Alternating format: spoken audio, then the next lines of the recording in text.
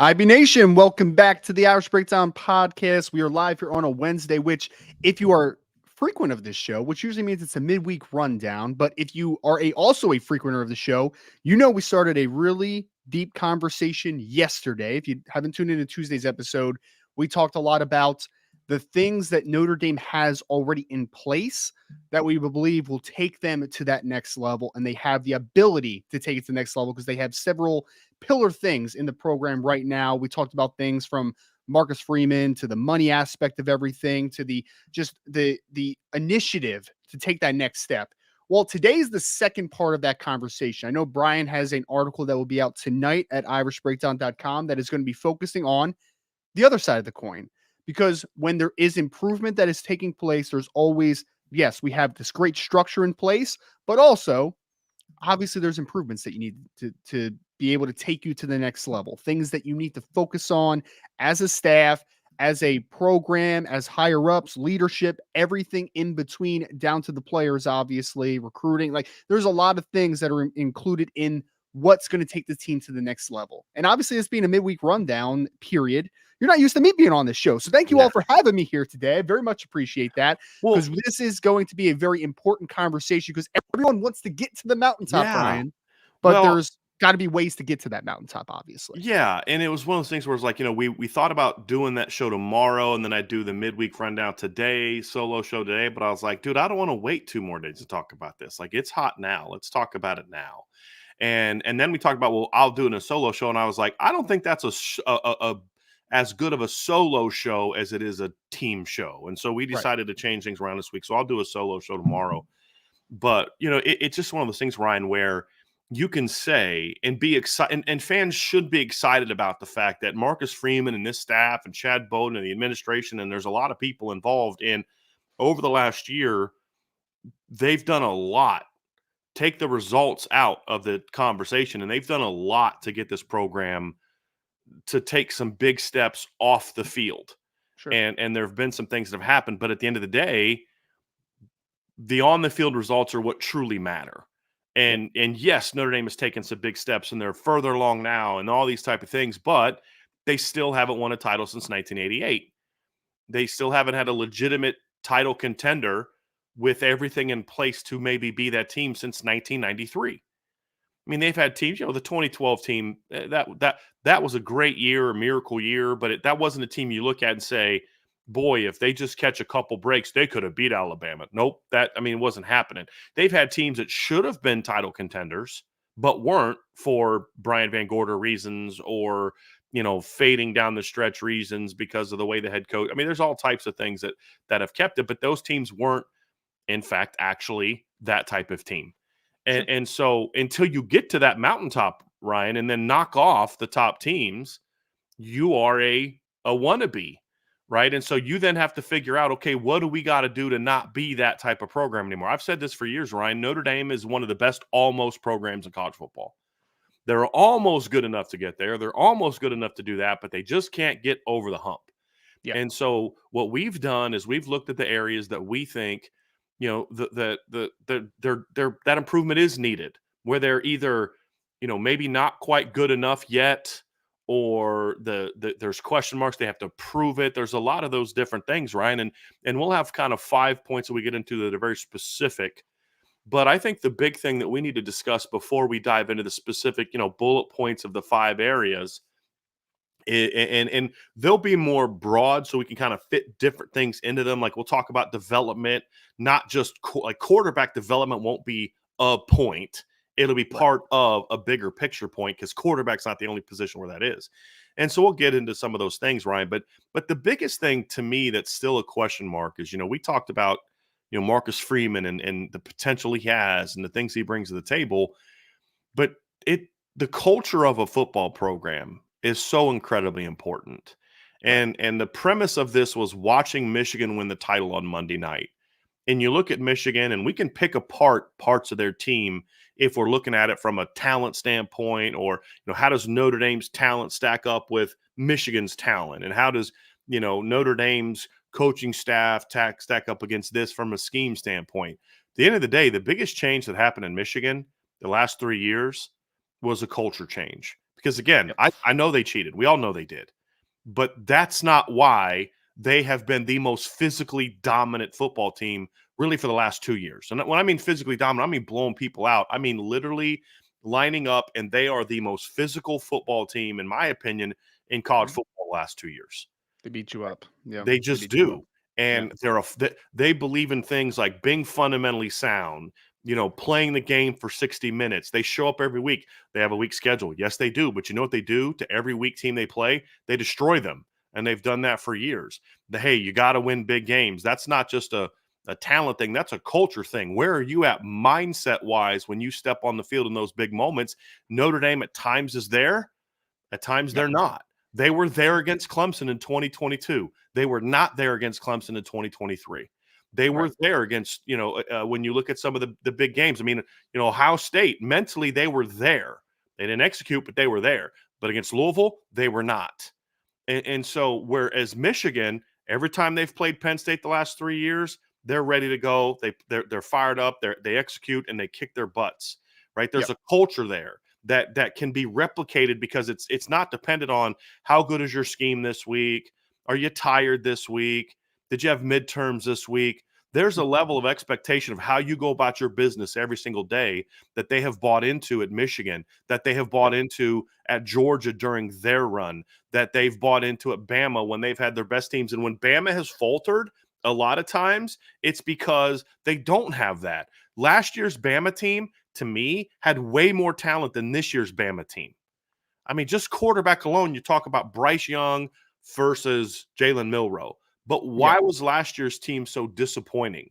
Because they've admitted this. Leaders of that team, we had a bad culture. We weren't who we were supposed to be, and we fell short. And so to me, can Marcus Freeman change that culture is still the biggest question mark that I have. I know he wants to, but Sure. until he shows he can push all the right buttons from how do we go about our offseason? What am I demanding from my coaching staff? How do I oversee them? What are we going to be doing in the weight room? What are we going to be doing in practice? What are we demanding from our leaders? What's the accountability like? How do we structure our entire program to make sure that we have buy-in to this message as much as possible? Because you will never have 100% buy-in. No. The difference is that the greater you get, then those guys who don't buy in kind of get okay off Weed it out. the side. And it's not the coaches that do it. That's when you know your culture has gotten to where it needs to get to, where the guys that aren't doing what you as a coaching staff want are kind of processed out of the conversation by the players. Right. And that's ultimately where it's at. And that's why you can have a Michigan program that has a culture established by Jim Harbaugh, and he's suspended for 5 freaking games, and that team looks no different on Saturday. No Right. different. Because there's a culture that's bigger than any individual in the program that you've got to buy into. And Michigan broke a lot of norms this year. You got to have an elite quarterback. They don't. You have to have an explosive offense. They don't. Now, it was in the title game, at least in the first quarter, but a lot of things that have been true for years to win a title were not true of this Michigan football team. But it's because, in my opinion, the culture they had just could not be topped by anybody Right. else, in my opinion. And that's where Marcus Freeman has to get this program to, and that's still the biggest question mark, Ryan, because we've never seen him do it. Well, I think Notre Dame fans are all going to vomit when I say this, but the philosophy that just won Michigan a championship is very similar to what Marcus Freeman wants to be at Notre Dame. I mean, you want to be physical on both sides of the football. You want to be kind of mistake free in certain. You don't want to hurt yourself, right? Like you want to just be physically imposing and not kill yourself, and that's what Marcus Freeman I think believes in.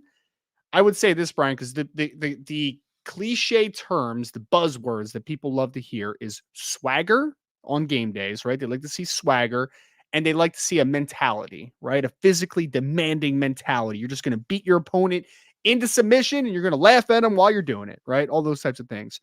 Well, how's that built, right? Like, let's talk because we always just hyper focus on game days and we don't take a step back to understand why does the team act like that? Why is that mentality there? Why are they built that way? It's the culture. It's an everyday semblance of what you want to be as a team. And why does Michigan come to play the way they do every single week? Why are they a team that, despite not having their coach for several games this year, never changed? It's because every single day they believe in this, It's the right? They same buy thing. into it. It's what they believe in. Offensive line driven. Defensive line is going to come bring your hard hats. Junior Colson Right. and those linebackers are going to play downhill and aggressive. The safeties are going to be ready to run fill and do their responsibility. Like, they have assimilated a culture of, we are going to work every single day. We're going to play the And, game the right way. Right. and I think that's what Marcus Freeman's trying to build. I do. I Right. truly believe that a lot of the things that just made Michigan successful is what Notre Dame is trying to be. Right. They are very much built within the trenches. They're very much built with physicality. But obviously it's not there yet. They're not quite there. In the biggest moments, they aren't able to just dominate a team and just put a cap on it, to put an exclamation point. That's where Notre Dame needs to get to. Now, I think that's where it's building. I Mhm. do, because I think that everything that Marcus Freeman teaches, everything that he preaches, it is true to that philosophy. Right. But now it's about the everyday process and translating that to Saturdays every single week. That consistency needs to come with it, obviously. You can want something, but Yep. you've got to have a plan to get there. And that's what we're going to learn. Because, like, Ryan, we talk about, like, they want to play the game the right way. Just understand, we're not. I'm talking about, when I say play the game the right way. Yes, Michigan cheated, but if you're hyper focused on that, you're missing the point. Because Michigan cheating again, that kind of got nixed halfway through the season. If the culture wasn't where it needed to be, they would have been exposed against Penn State or Purdue or Ohio State or Iowa or Washington or Alabama. They would have been exposed. But the Right. culture is there. Yes, they cheated. They should not have been in the playoff. All those type of things. But you cannot dismiss what you see with your own eyes about how they play. And I know Right. that we despise them and all those type of things. And I hate that program. But I also am a football coach that can look at that and say, that's well built. Right. That is very well built. And to your point, here's where I'm actually encouraged, because I think Michigan needed everything to go right to win a Mhm. title this year, meaning down year in college football. There weren't a lot of really explosive offenses that had defenses like we've seen in the past. And that's why I've talked about after the game, Georgia last year probably smacks this Michigan team. Alabama 2020, Georgia 2021 definitely does. My buddy and I were having this conversation, like, who wins between 2010 Stanford and 2023 Michigan? That would have been a great game. That was Harbaugh's best team at Stanford, his last team, the one that beat Virginia Tech in the Orange Bowl. Because again, he was building something very similar there. And the thing that hurt Stanford back then, Ryan, I felt like Stanford had a couple teams that were capable of being national champs. And the 2010 team, to me, was probably the closest to that. They had on offense, we know they had Andrew Luck, they had Stephen Taylor at running back, they had Doug Baldwin, Ryan Whalen, Kobe Fleener, Christopher Owusu, Griff Whalen was on that team. Ryan Whalen was on that team. Conrad Rulin, the late Conrad Rulin, was on the team. Zach Ertz was on that team. Owen Marisek was on that team. Tyler Gaffney was on the team.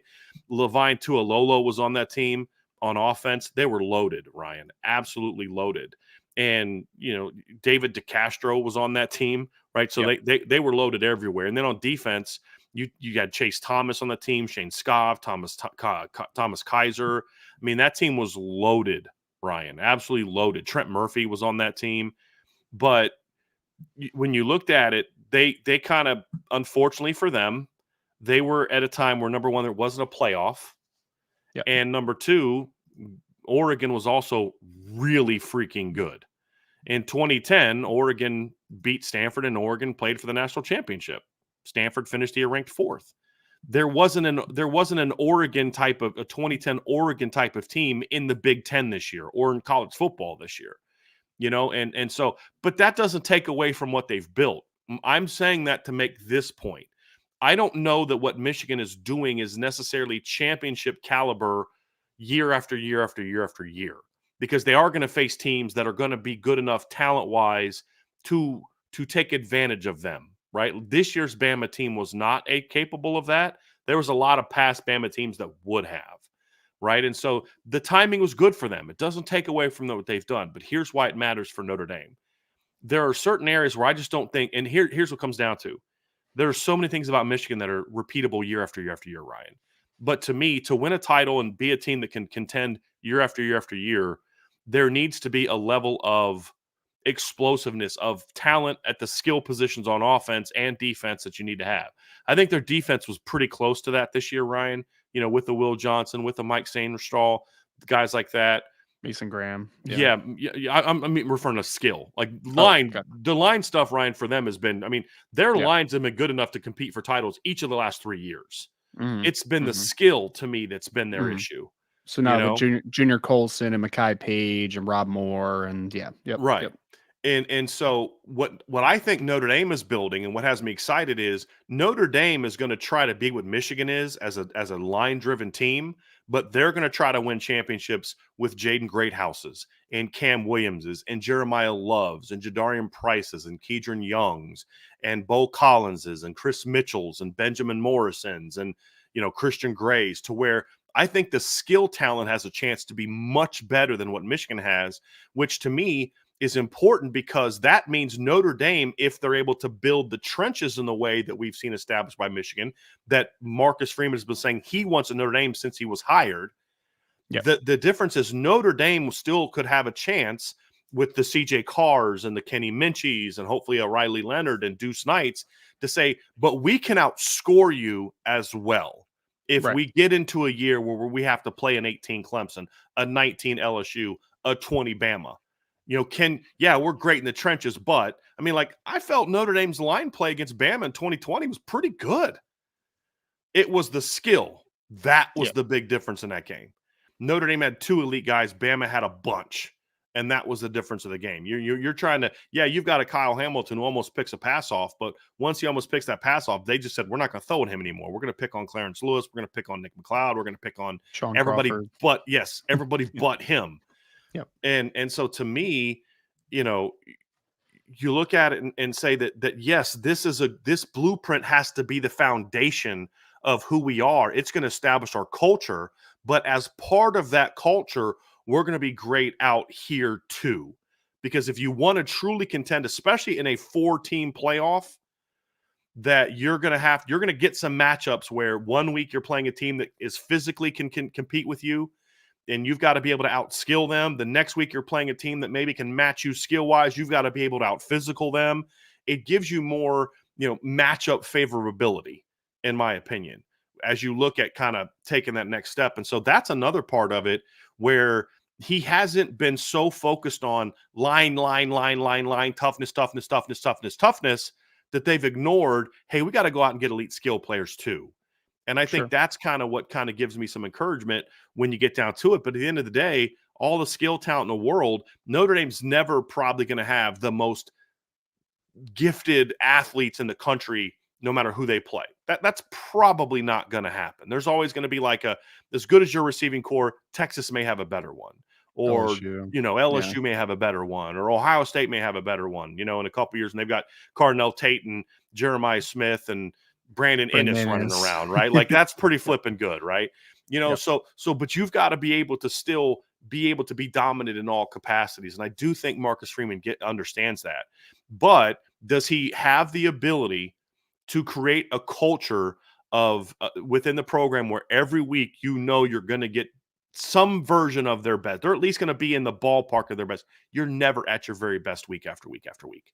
As far as execution and things like that, you're not going to be always healthy. You're going to be missing players. But there's never an excuse, Ryan, for Stanford 2022, for Louisville 2023, where Clemson 2023, where it just looks like, do you even want to be here? Have you watched Michigan the last 3 years where you're like, dude, I don't think they want to be here today? No. You're like, dude, how is this? It's more of, how does this team keep winning? Right. It's because of that right there. And that's the unknown. And I know, Ryan, that Marcus Freeman wants to get there. The reason that this is considered in the sort of the question marks is because until he shows that he can do it, it remains a question mark. I'll say this. The encouraging thing is, Ryan, I know that he knows this is a problem. Yep. But can he make the moves and figure out the year-round strategy to get it implemented on a consistent basis? That remains a question mark. Well, I think the thing that look from year one to year two, I think we saw more consistency at home, obviously, and what they were able to do in their home stadium. But that's easy, right? Well, I shouldn't say easy. That's easier to be able to be prepared for those home games because everything's very familiar. You want to talk about the just volatility of what Notre Dame was in 2023, you just have to look at the road versus home Hmm. performances. You just have to look at. I mean, we talked in nauseum about them going down to Louisville and laying an egg, going down to Clemson and not playing a good football game. I mean, that was the story of Duke, Notre Dame. Yeah, Duke as Duke. well, which they were barely able to come out with a victory there. They had to have a 4th and 18 conversion in that one in order to win that football game. I mean, the road inconsistencies, I think, is the biggest tell to that because you can't tell me that this team was operating fundamentally at the same level each week, even just from a philosophical. I don't want to say philosophical, even from just a not a culture either. Like it's a mindset, right? Like it ultimately is a mindset of when the going gets tough or when things aren't off to a great start. I mean, when you don't get off to a great start against a Clemson team, for instance, you have to have that wherewithal in you to one, know who you are, but two, be able to say, like, dude, shut that off. It's over now, right? Like momentum, kill it. And you have to Hmm. have that type of mentality. And I think Notre Dame really lacked that this year. Yeah, So I think it's just simply from the home to road performances and the variance that you had between the two. Like that showcases it, right? It right. does. We always laud Notre Dame players and recruits for being like these great, nice kids, right? And that's awesome. But on the field, can't be true. It just Right. can't be true. That's fine. You're nice after the game. You're nice before the game. You're Right. nice as a person generally overall. But when the lights shine, you got to be a little bit Right. of You're my a D enemy. bag. You have to be a Yeah, D bag. you're Like you my have to be a enemy. little bit. Yeah. Right. Well, and I do think that's part of culture, Ryan. I think culture Yeah. is such an all-encompassing thing. The fact that, hey, look, when I'm in the building, there's a standard that I have to live up to. And there's no and that's what's so important about player accountability. And I don't know that Notre Dame has had that in recent years, to be completely honest with you, like maybe some of Brian Kelly's past team had, because it is unique to the players. I don't know that there is an accountability where, like, dude, I don't need the coach here to tell you that you're not doing things the right way. Look, you are not doing things the right way. The coaches should never have to speak to the players about the locker room. Is the locker room dirty? Are players acting silly in the locker room? And I don't mean silly, but like doing things that just you're not supposed to be doing. I don't mean like Yeah. having fun and goofing off. That's a different Focused. thing. I just mean like, Right. we're in here getting ready for practice, and you're acting a fool. You're in here talking about It's some it's nonsense, right? Like, it's priorities. yeah, It's leave priorities, that right? at Like the this is the door. priority Right. now. Right. When you walk through these sacred doors into this locker room, we got Business. right. We got to, it's different if it's like middle of the day. I'm talking about like when you're coming in for practice, you're getting ready for a game, whatever. There has to be an approach, and Michigan to me had that. Georgia Yep. for a few years had that. Bama's had that in past years. Clemson had that, for a long time. I mean, Clemson always knew this whole, well, we always get Notre Dame, we always get it's everybody's Super Bowl. You're telling me Clemson wasn't that for every team they played in 17, 18, 19, and 20? Of course they Right. were. Once Clemson went to the title game in 15, they then became the team that everybody else was trying to get to other than Bama. Sure. Right? You don't think Bama gets everybody's, people want Bama? No, but what does Bama do whenever those teams come to play them when they were rolling? It's over by halftime. Like, Right. I saw something crazy, Ryan, when they were losing in the the Alabama game. They put up some graphic of the biggest comeback, second half comebacks for Michigan, and they were all 7 points. And there was 3 of them in the last 2 years. They had only trailed in the fourth quarter 3 times in the last 2 years because they just come out and it's just from the get-go, it's we're coming here to work and we're going to put you down. And I think there's something else that people are mistaking in this chat. When we talk about the type of culture Michigan talks about, it's irrelevant what kind of scheme they run. That's not what Yeah. we're talking about. We're not talking about offensive philosophy. We're not talking about Hmm. defensive philosophy. We're not talking about scheme. We're not talking about X's and O's. We're talking about the way you go about your business every single day. Yep. And to me, like, Washington has a culture that's similar to that because that's how Washington was able to every week overcome it. Like, Washington was an underdog in 4 of their last 5 games. and won all of them except the title game. The difference is that Washington just doesn't have the talent at enough positions to have gone and won the game. But you can respect what Kalen DeBoer has done from a culture standpoint, that they're going to, whether it's windy, because like a lot of teams like Washington, Ohio State's this way. Ohio State gets into November, and there's those bad rainy days, and then that's their justification for losing to Purdue, or getting blown out by Iowa, or losing to Michigan. I heard We're having a clunker against Northwestern last year. Right. Yeah. Where Washington comes out against a really good Oregon State team, crazy wind, crazy rain, and they say it doesn't matter. We're going to win this football game. We're going to get this job done. They beat a really good Oregon State team on the road to get that win, because there's a culture of no matter what, it's us. It's like, it was wild watching that game because both teams were trying to play the whole us against the world mentality. And they had reasons for it. Michigan for all the stuff off the field and all that. Washington because they were constantly being underdogs. And it was this disrespect. So they were going at it from different ways. And it worked because there was a rallying cry. There was a unifying thing that brought those teams together. But at the end of the day, that stuff only takes you so far if your culture isn't in a place, Ryan, where every single day we have a task at hand. We have a mindset that's expected. We have a level of toughness that's demanded from us every single day. We have a level of physicality that's demanded from us every single day. We have a level of discipline that's demanded of us every single day in everything you do. I mean, you think of the story when Lou Holtz walks into his first meeting and he's like, take your feet off that, take your hats off. You know what I mean? Like, it may not seem like some people are, oh, it's silly. No, it's not. Because what you're doing is you're trying to find out who is truly bought in. Like I've heard about teams that have said, hey, look, during the season, we're not drinking. Like, well, that's just silly. But is it really? Like, nothing is more important in football except this. And accept that, and accept this, right? I mean, there's all these different things that you can look at and say, is your top priority really this team, this brotherhood? And I think the players at Notre Dame, to a degree, want that, but I don't know that they have had the leadership in place to actually get that on a daily basis, because there's still too many agendas. And in Michigan, there's one agenda. That's it. And everybody's bought in. And if you're not, they chase you out of the program.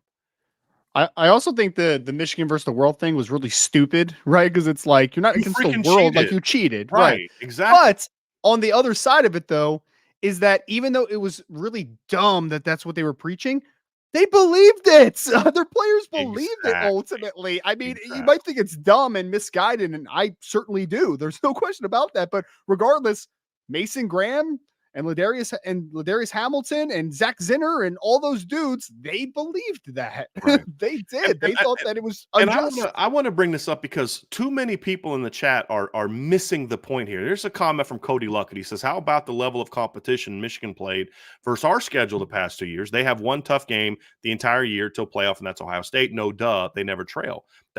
You're missing the point again. Like, how many times I keep hearing about how Georgia would have beat Michigan. Really? How about the fact that Georgia was losing to South Carolina, who stunk 14-3 at halftime? Michigan never had games like that. That's a team that's not good. Georgia had plenty of games this year, Ryan, where it's like they're not on fire. You can't just give me this whole, oh, well, they only play one good team. Penn State's overrated. That's still a good football team. That's still a football team with a lot of NFL players. They went to their place and kicked without their head coach and kicked their butts. We're fans of a team that got embarrassed at Louisville, y'all. We're talking about a team that got their butts kicked in the trenches by Duke. You're missing the point. Clemson is not better than Penn State. They're not. And Notre Dame went to Clemson and trailed the entire game. So if you're trying to talk your way out of accepting that, look, you can hate Michigan and still say, that's impressive. Why? Because they don't need to have comebacks against bad teams like Notre Dame's had. Right, guys? In the last 2 years, Notre Dame lost to a team that went 3-9. They lost to Marshall. They lost to a 4-loss Clemson team. They got beat by double digits at Louisville. They needed a late comeback after getting their butts kicked for 4 quarters physically to beat Duke.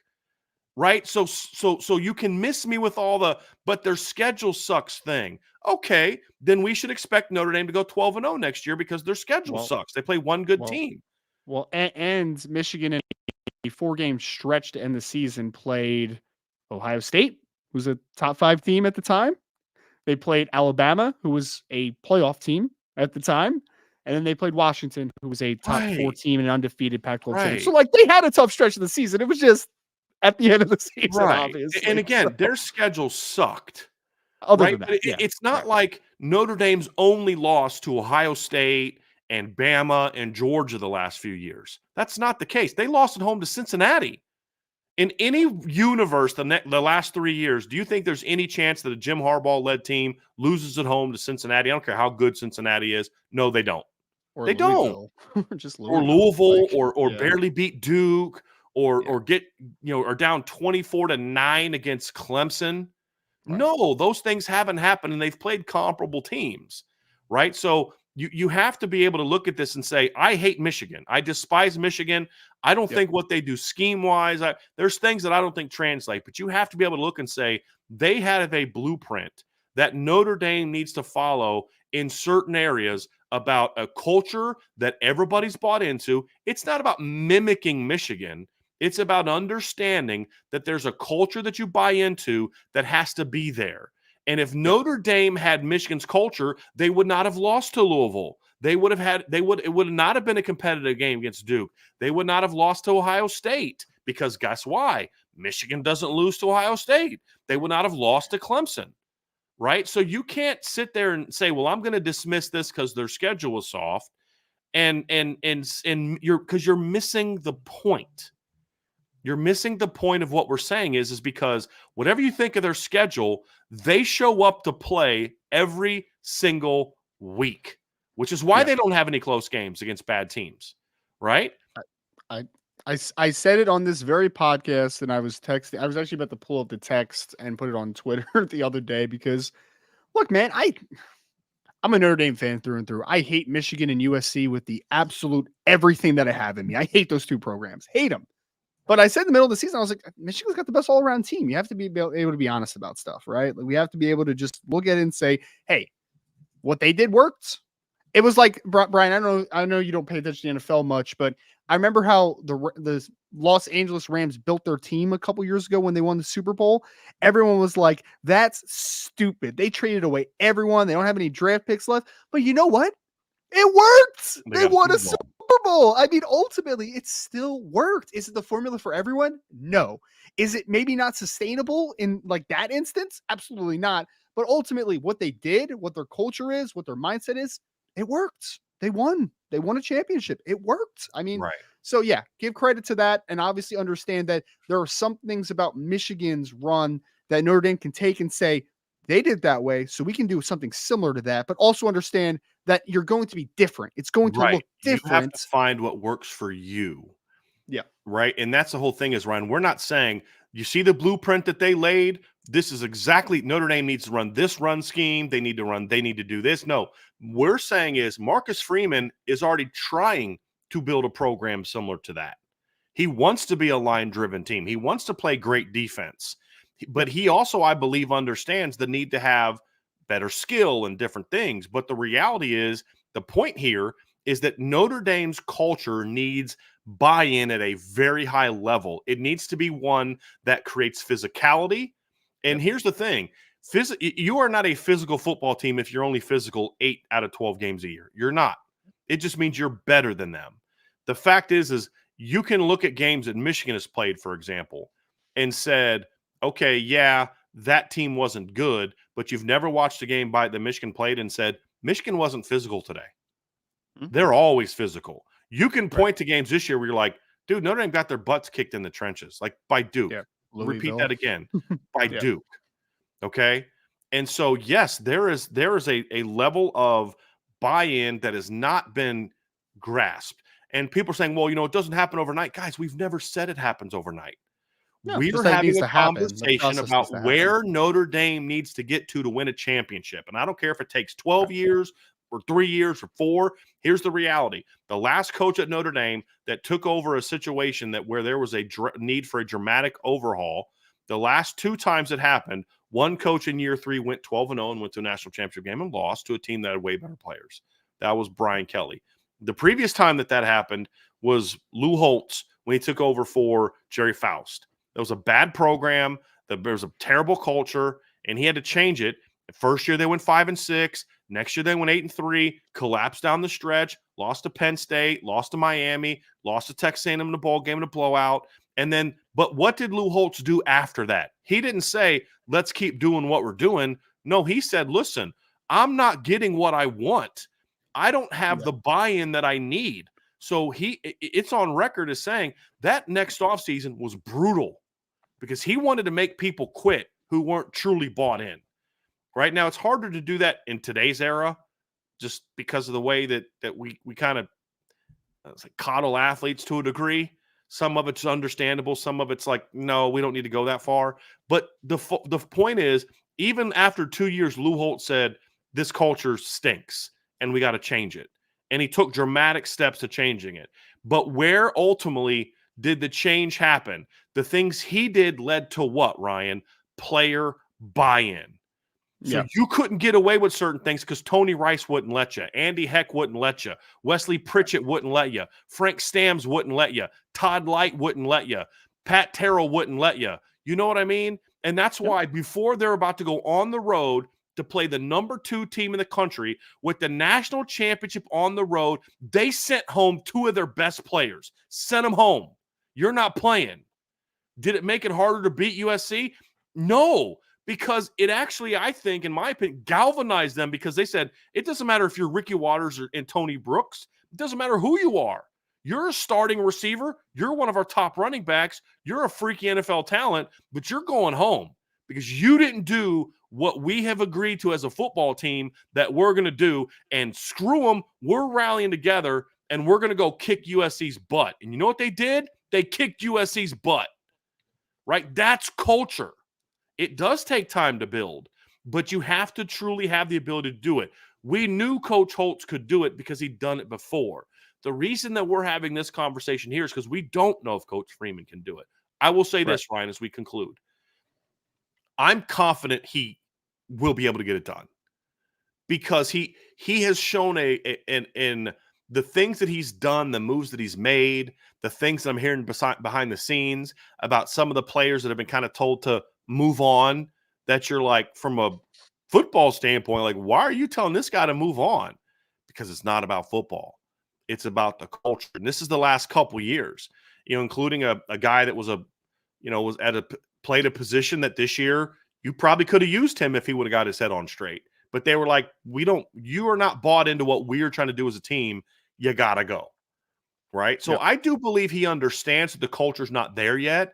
I think it's part of what played into his late season frustration is part of that too, because he wasn't getting the buy-in, and you have to recognize that the buy-in's not there in order to fix it. And I do believe Coach Freeman recognizes that there needs to be a change. And it's not just, here's the thing too, right? It's not always just at the player level. It's got to be at the coaching level too. If your assistant coaches aren't bought into your vision, of course it's not going to bleed all the way down to the players. And there have been some guys the last couple of years, especially one that was fired this offseason, that were not bought in to the way that they're going to do things under Marcus Freeman. And he made a change immediately. And I think that's big. And so I think he understands it. I think he wants it. Now it's about, can you push the right buttons to get there? Because at the end of the day, Ryan, one thing that we should all be able to agree on, if the culture doesn't get to the point where Notre Dame is that line-driven team on both sides of the ball, that Notre Dame is always the most physical team on the field, you may be able to match. It's kind of like what I've said about Notre Dame teams in the past under Lou Holtz. You may beat them, but you were limping away from that fight. Sure. There was no doubt about it. That you're a team that's the most, you've got to be disciplined. You've got to, just that buy-in that every single time we get to put on this gold helmet, it's a privilege. And you're going to go out there and do everything you can to live up to the standard that was laid before you and the tradition that is there. All those things have to be part of the culture if Notre Dame is going to be who we want them to be and who Marcus Freeman wants them to be. And that's the reality of it. We'll get into scheme and X's and O's and all that kind of stuff. At the end of the day, laying that foundation of what that culture needs to be and what I think has to be part of a Notre Dame culture in general. That's why I think Charlie Weiss is always doomed to fail, because it was always scheme, skill, and he just never paid the attention to the trenches that he needed to pay to the trenches. And Brian Kelly did some good things there, but this team was never that physical punishing team that it needed to be. And when they were, it was usually Harry Hiestand driven, not Brian Kelly driven, if we're going to be honest about it. And so I think Marcus Freeman understands that has to be a part of the Notre Dame culture if they're going to win the way that they need to win. Because here's the deal. When you get into those late season games and you're tired and the conditions maybe aren't the best, there's something that can weather in no way, shape, or form impacts, are we going to be the most physical team on the field today? And can you tap into that or not? And that's what Notre Dame needs to get to. And I think they're trending in that direction, but we just need to see if he can take that final step. Yep, I think it's trending in that way.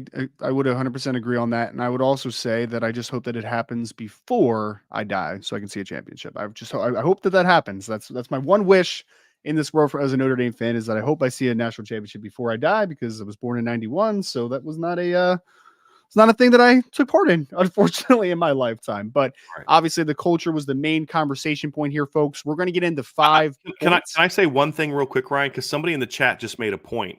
He said, you want to know an example of basically Michigan's culture buy-in? How many kids at Michigan in recent years have bypassed the draft to come back? Yeah. And this is really the first offseason. They incentivize that too. I understand that, but like, it's still, you know what I mean? But like, the point is there's still a lot of teams that can incentivize players to come back, and they all just leave for the draft. But this is the first year, I think, in under Marcus Freeman, where you've had a higher number of players, in my opinion, at key positions that have come back, that are coming back, that we thought. I mean, look, Riley Mills, when we first got into this process of we got to the draft, the thought was he was leaving. He's coming back. Howard Cross. That's where it was trending. That's right. Xavier Watts is coming back. Exactly. And there's been more of that, I think, than maybe we've seen in the past. And that's a sign that there is some. But now, again, some of the guys, you know, look, I don't care what Joe Alt's buy-in is. Everyone in the program was telling Joe Alt to leave.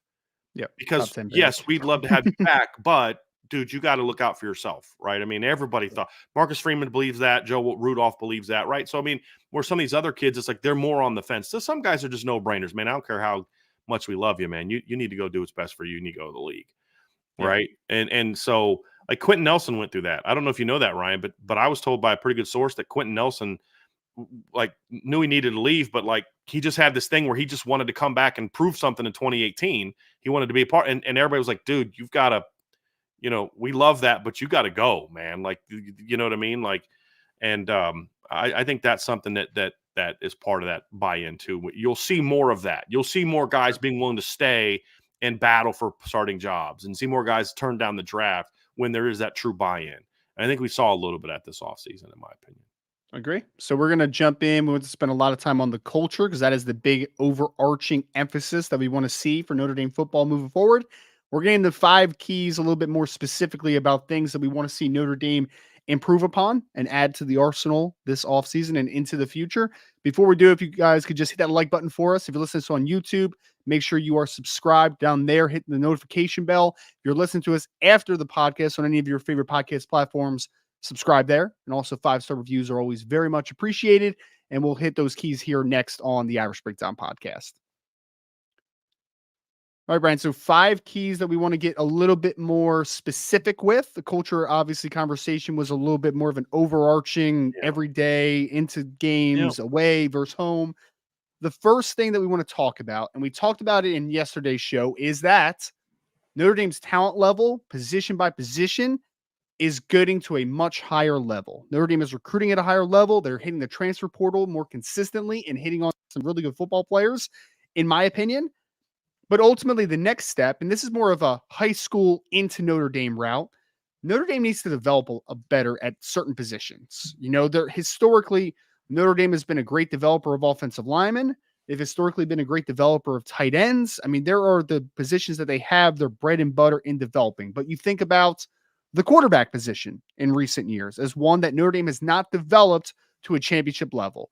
the wide receiver position with the talent that they have had. And obviously they were short numbers when Marcus Freeman first took over, but the numbers have gotten better, even with the little bit of mass exodus this offseason with a couple transfers. Notre Dame's wide receiver numbers are in a better position, but they need to be better. They need to be developed better. The Jaden Greathouses of the world, the Jordan Faisons, the Cam Williams coming in, the Micah Gilberts, the KK Smiths. There's a lot of young wide receiver talent on this roster. It needs to get a higher level. Mm-hmm. Linebacker was a position that when Marcus Freeman first took over, that position needs to get more talented and more productive consistently. And I think that is trending that way, obviously. This conversation is not about talent, folks, because I do believe that Notre Dame has enough talent to compete with just about anybody in college football on a pure roster perspective. This conversation is about they need to be better developers of talent at very important positions moving forward. Yeah, I mean, look, Ryan, there's always room to get better. I mean, and I've said that when I was a coach and I was a recruiting coordinator, I mean, it was like, guys, look, we had a really good recruiting class last year, but our goal is to be even better this year. Yes, we got a big time, I got a big time receiving class last year, but I need to get a better one next year. That's always kind of the goal. You always want to get better and better and better and better. But as you said, even in the positions where even on this year's team, the talent wasn't big time, they're trending in that. There's like safety. Well, DJ Brown was a really steady player. Ramon Henderson was just kind of okay. Outside of Xavier Watts, there wasn't like a guy you're like, that's a national championship caliber player. But you look at it, it's trending in that direction. But here's the question, Ryan, that we have, and that needs to be said. Notre Dame is going to have as good a talent on the offensive line as anybody the next 3-4 years. Can they develop it? Can they develop it into what Sharon Moore has done at Michigan, right? What other coaches have done with it less time. I mean, like what Clemson did. Clemson did never, like hardly ever had really good talent on the offense. They had like 4th and 5th round picks more often than not, right? But they played great as a team. They played great or as a unit. You know, they were fundamentally sound. They didn't make mistakes. They didn't have a bunch of silly offsides and false starts and holds in bad situations and, you know, and those type of things. They were developed really well. But on the other side, on their defensive line, you could look at it and say, hey, listen, I know that Clemson had elite talent on the defensive side of the ball, but they were also still coached really well, right? There's a level of you've got to develop these players to get the most out of their abilities. And that hasn't been the case at Notre Dame. You cannot convince me that Notre Dame's offensive line was as good this year as it should have been. You can't convince me of that. Even with the question marks about the talent at certain positions, you can't tell me with the 5 that they put on the field, you can't convince me that's the best they could do. Because there's no way the team could do what they did against Ohio State and NC State and then go out and look like they did against Duke and Louisville and Clemson. You just can't convince me of that. You can't. Because you can't look like this one week and then look like that the next week if you're actually developed properly. Because you were prepared to thrive in that game, but then it didn't manifest itself in other games. And so that's a question mark. Quarterback's another one. I mean, that's probably the biggest question mark, right? Is you look forward, Ryan, the recruiting is there now. The portal plus high school recruiting is there now. Between Riley Leonard, Kenny Minchie, CJ Carr, Deuce Knight, and some of the really talented kids on the board in 2026, there's not going to be a quarterback talent problem at Notre Dame for years. For years. I mean, just look at the 2024 roster, man. I mean, you're going to have, even throw Steve Angeli into there, you're going to have a 4-man potentially of Riley Leonard, Steve Angeli, Kenny Minchie, and CJ Carr. Like, that's about as good as it's been in a long time from a pure talent perspective, man. I mean, you have a legitimate potential high-level NFL draft pick if he's able to stay healthy and to continue his progression. You have CJ Carr, who was a 5-star obviously on your board. You have Kenny Minchie, who's a really nice top 100 level talent. And then you have Steve Angeli, who, might be the least talented of the group, but like just won a bowl game and played pretty dang well against Oregon State, right? So you have a very good depth chart of quarterbacks moving forward. And you have a lot of development, obviously, moving forward as well, potential for this group. And there's not going to be any excuses moving forward either, right? Because when you have CJ Carr, Deuce Knight, Kenny Minchie, and then whoever the heck the 2026 quarterback ends up being, I don't want to hear about failures at the quarterback position. I don't want to hear it because that's a lot of talent to work with, man. A whole lot of talents.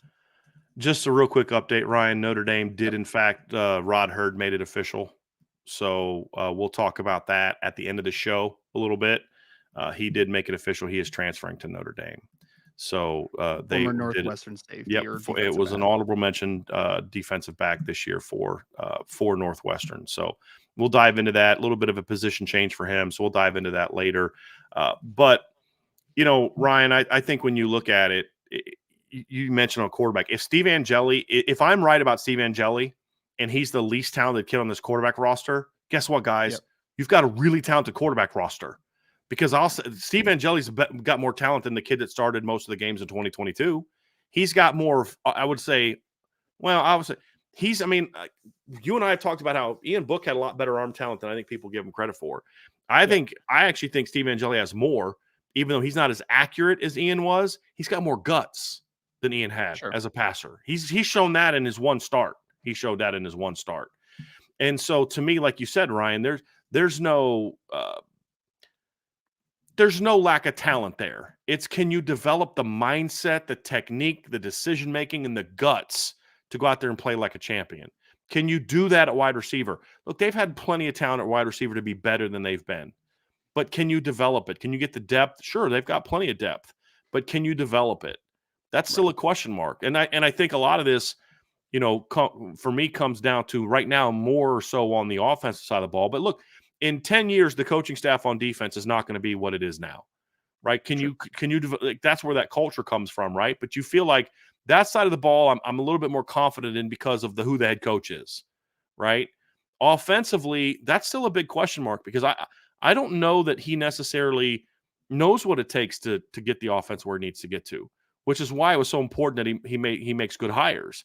And that's why Dylan McCall is a great hire, why Mike Brown, I think, is going to be a great hire, but also why Mike Denbrock was a great hire, in my opinion, because now I'll say this, I feel better about the potential for the entire roster to get developed now with Denbrock, with Mike Brown, and even with Joe Rudolph, who I have some questions about. He's at least going to be solid, right? But you've got one of the best running back coaches in the business. You've got one of the best coordinators in the business, a guy with the reputation of being one of the best quarterback coaches in the business, and a good solid offensive line coach. There's a chance for this thing to be pretty flipping good. Now we just need to see it. And so that's why I have a buddy who was just really down on next year because he just didn't think that the coaching staff had the chops to get it done. And I think that was a fair concern before all the changes. Now he's as fired up as anybody about next year because you have proven coaches at all these positions.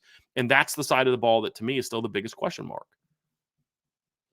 Yep, I would agree. And even the defensive side, to your point of, you feel more comfortable with who the head coach is. I mean, that's trending in great directions too, because there's some good developers on that side of the football. I mean, for a while, cornerback was a spot where you're just like, dang, man, like they need to get more depth there. They need to be more consistent there. Well, Mike Mickens has obviously firmly turned the tide there. And for a long time, there was like a little bit of a moniker of, big time cornerbacks don't want to come to Notre Dame, like they don't want to do that. And Mike Mickens has flipped that script. And I think Notre Dame offensively, especially, they have a chance to flip the scripts. They do. They have a chance to kind of create, rid some narratives this offseason. Absolutely. So development is going to be huge because we're talking about some very important positions for Notre Dame moving forward, obviously. And honestly, Ryan, that is where my greatest confidence comes from because I have zero doubt that Notre Dame can be as good on defense as Michigan was this year because I think Notre Dame, for the most part, was as good as Michigan was on defense this year. Like, I think Notre Dame could have done what Michigan did against Bama. I think Notre Dame would have had a chance to do what they did against Washington because we've seen them play against teams like Washington and shut them down in the past game, right? I mean, but you could argue Michigan's better here, Notre Dame's better there. But to me, like overall, it's very close. It's very debatable. The numbers are very similar. The production against certain, I mean, Notre Dame held Ohio State to fewer yards, fewer points, fewer yards per play, fewer passing yards than they had against Michigan, right? That's the one common opponent.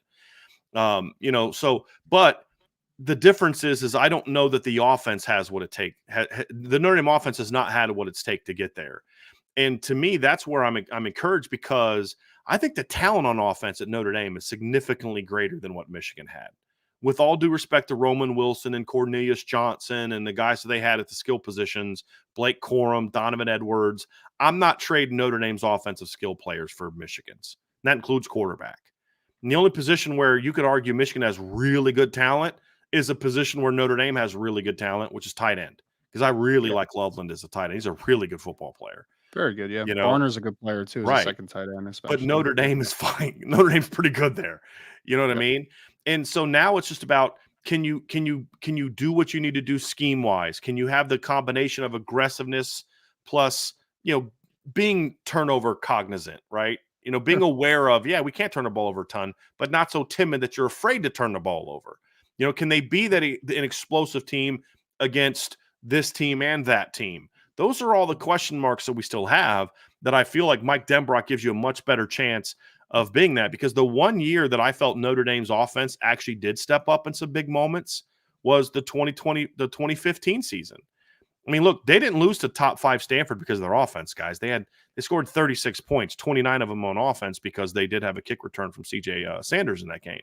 They moved the ball up and down the field against that Stanford team. They ran for, I think, it was like 299 yards in that game against a Stanford team that coming into that game was a top 25 run defense. Will Fuller was torching their secondary, and that was a really good Stanford team. Yeah. And so, the finish in the top 5, blew out Iowa in the Rose Bowl and all that kind of stuff. And that team, that even the Ohio State game with all the injuries, they still scored 28 points. It was a 28-21 game in the third quarter against an Ohio State team that was way better than Notre Dame was that year. Just couldn't stop them. Yeah, struggled in the first half against Clemson, but came out in the second half and lit Clemson up in the second half. And that was a really good Clemson defense, Ryan, that Notre Dame just moved the ball up and down the field against in the second half. Yeah. And was so, that Lawson in those dudes, right? Yeah, you had Shaq Lawson. You had the other big kid, Kevin Dodd. Kevin Dodd was on that team. Yeah. You had there was another D tackle that on that team that had played in the NFL for a long time. CJ was Boulware there. Was Boulware on that team? Boulware at linebacker. Well, he was one of their two. They had BJ Goodson was a linebacker on that team. Oh, yeah. Yeah, J-Ron Curse and TJ Green at safety. They were both draft picks. You had Cordrea Tankersley was one of their corners. Carlos Watkins is who I'm thinking of. Was the guy that was one of their inside guys. It wasn't DJ Reader was on that team, but I don't think he played against Notre Dame. He was he was suspended or injured or something like that earlier in the year. He's turned into one of the best defensive tackles in the NFL, at least run stopping wise. Very good player. Yep. So that was a really talented Clemson team, and Notre Dame just went right up and down the field on them in the second half. Yep. And made a halftime. So you can look back and say that was the one offense that you kind of felt could go move the ball on anybody. Is their defense was the problem? Well, who ran that show? It's Mike Denbrock. So you look at what Mike Denbrock's done the last 2 years against Alabama. They've moved the ball pretty well on Alabama the last 2 years offensively. And so that's kind of where I'm getting excited about the potential of it, Ryan. But now we just need to see it. So, like they even did some good stuff 2 years ago against Georgia with mostly a backup quarterback because Jane Daniels got knocked out before in the end of the first half in that game. So, and they were moving the ball on them. You had the blocked field goal that got ran back for a touchdown. So it's like the offense moved the ball on Georgia in that game. You are correct.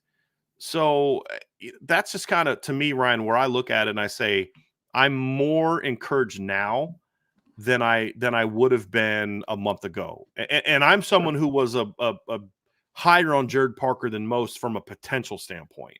But now this conversation now is more about if this coach can do what we know he can do based on what he's done, as opposed to I hope Jared Parker is the coach that I think he can be.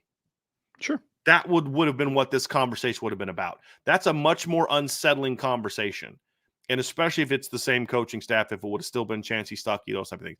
So those moves to me, even though I was higher on Jared Parker than others, he's still not Mike Denbrock. Right. This is a proven coach that's done it at multiple stops. And that's what kind of gets me a little fired up for what this team can be. I'm more encouraged now, Ryan, about the direction of the offense than I have been in a very long time, from the combination of talent plus coaching. But we just got to see him do it, right? That's the big thing, is like, I know what Mike Brown did at Cincinnati. He's going to have much better talent top to bottom than what he had at Cincinnati, in my opinion.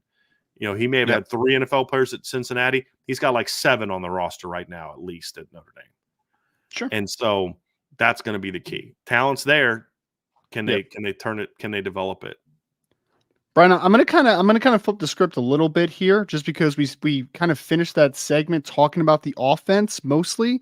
So I think I'm gonna skip one point and go down to the offense has some work to do, right? Because you're talking about why are we talking so heavily about that side of the football? Right. It's because Notre Dame was championship caliber defensively this year. They were a very good defense, less than 16 points per game, number one pass efficiency defense in all of college football. Like, they were really good this year, folks. And several players, Cam Hart had a tremendous year. Benjamin Morrison had a good year.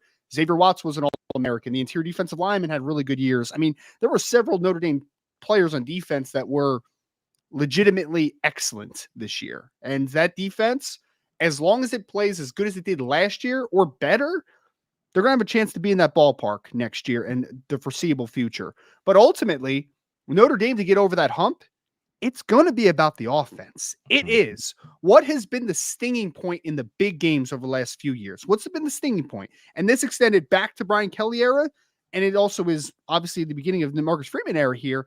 Notre Dame has to show up more consistently offensively week in and week out. We talked about the culture.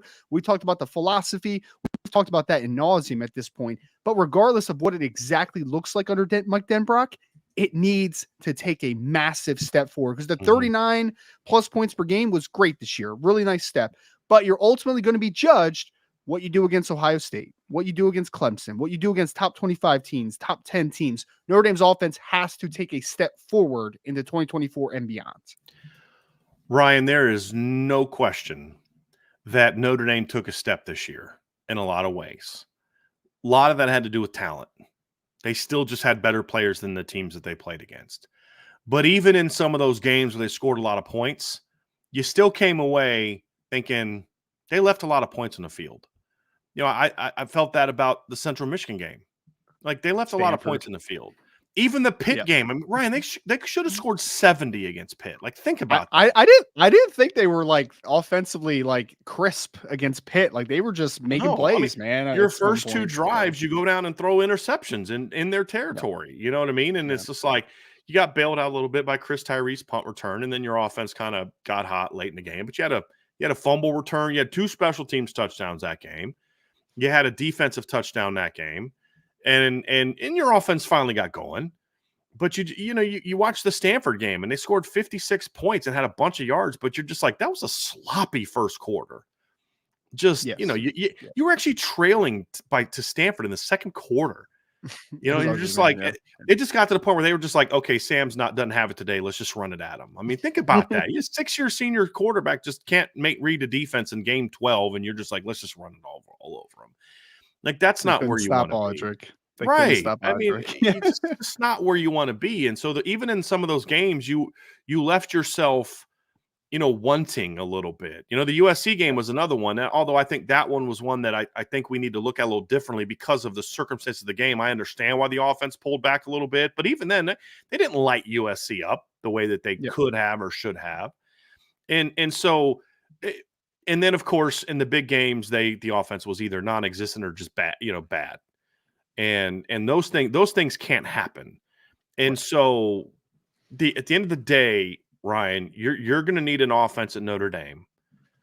And this is where the schedule thing that Michigan had this year does come into play, because Notre Dame's not going to be able to go in 9-10 weeks before playing a tough game very often. Maybe this year, but even this year, by the time Notre Dame gets to game, what was Michigan's game against Penn State? What game was that for them, Ryan? Because that was really for 7, right? So let's see, 1, 2, 3, 4, 5, 6, 7, 8, 9, 10 actually. Oh, it was that deep, huh? Wow. Yeah, and so before then, your toughest game was what? UNLV, Nebraska, maybe Purdue. I heard Uncle Dell's doing a great job over at UNLV, man. So right. But you look at Notre Dame's 2024 schedule, Ryan, even though we view this to be a much more manageable schedule, by the time Notre Dame's game 10 is Florida State. Before that, they got to play at Texas A&M. They got to play against a Louisville team that beat them last year, and a Georgia Tech team that, to me, is going to be a sleeper team that Notre Dame and other teams have to worry about. They did a really nice job this year. They've got a really good run-throw quarterback. It's a game Notre Dame should win, but it's one of those teams where, like, you're not sleepwalking through that game like Michigan could have been able to do in past games. I was just disappointed to see Georgia Tech lost a few kids to the transfer portal because I'm like, I hope they don't just become a feeder for some I know. programs. You know what I I mean? liked Like, what that team did this year. Rick, he I did a great really job, did. man. I was not high on that hiring, but he certainly had buy-in from his players. There's no doubt about that. And if they can get Haynes King to not throw so many interceptions, they're going to be even more dangerous on offense next year. One of the worst releases I've ever seen of a quarterback. But you know what? Like, he makes plays. I mean, he's an athletic kid, and they use him well, in my opinion. So you're going to, even next year, you're going to have some games, Ryan, where your offense better be ready to bring it because your defense. Because here's the thing about Michigan's schedule in the Big Ten. There's a reason that when Notre Dame ranks 5th in the stat category, all 4 teams ahead of them are Big Ten teams. There's a reason. Because offenses in the Big Ten suck right now. They do.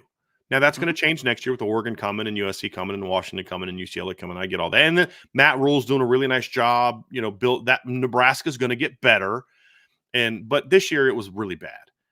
Notre Dame next year, their quote-unquote soft schedule is still filled with teams that can score. Stanford is going to be a pretty good offense next year, in my opinion, for a bad team. Better. You know what I mean? Georgia Tech's going to have an offense that you better be locked in and play well next year if you want to do that.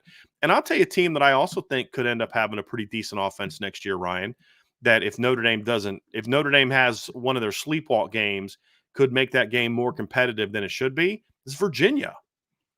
Like, they showed some life on offense late in the year. They've got some kids coming in and some kids coming back and those type of things. They're going to have to replace the Washington kid.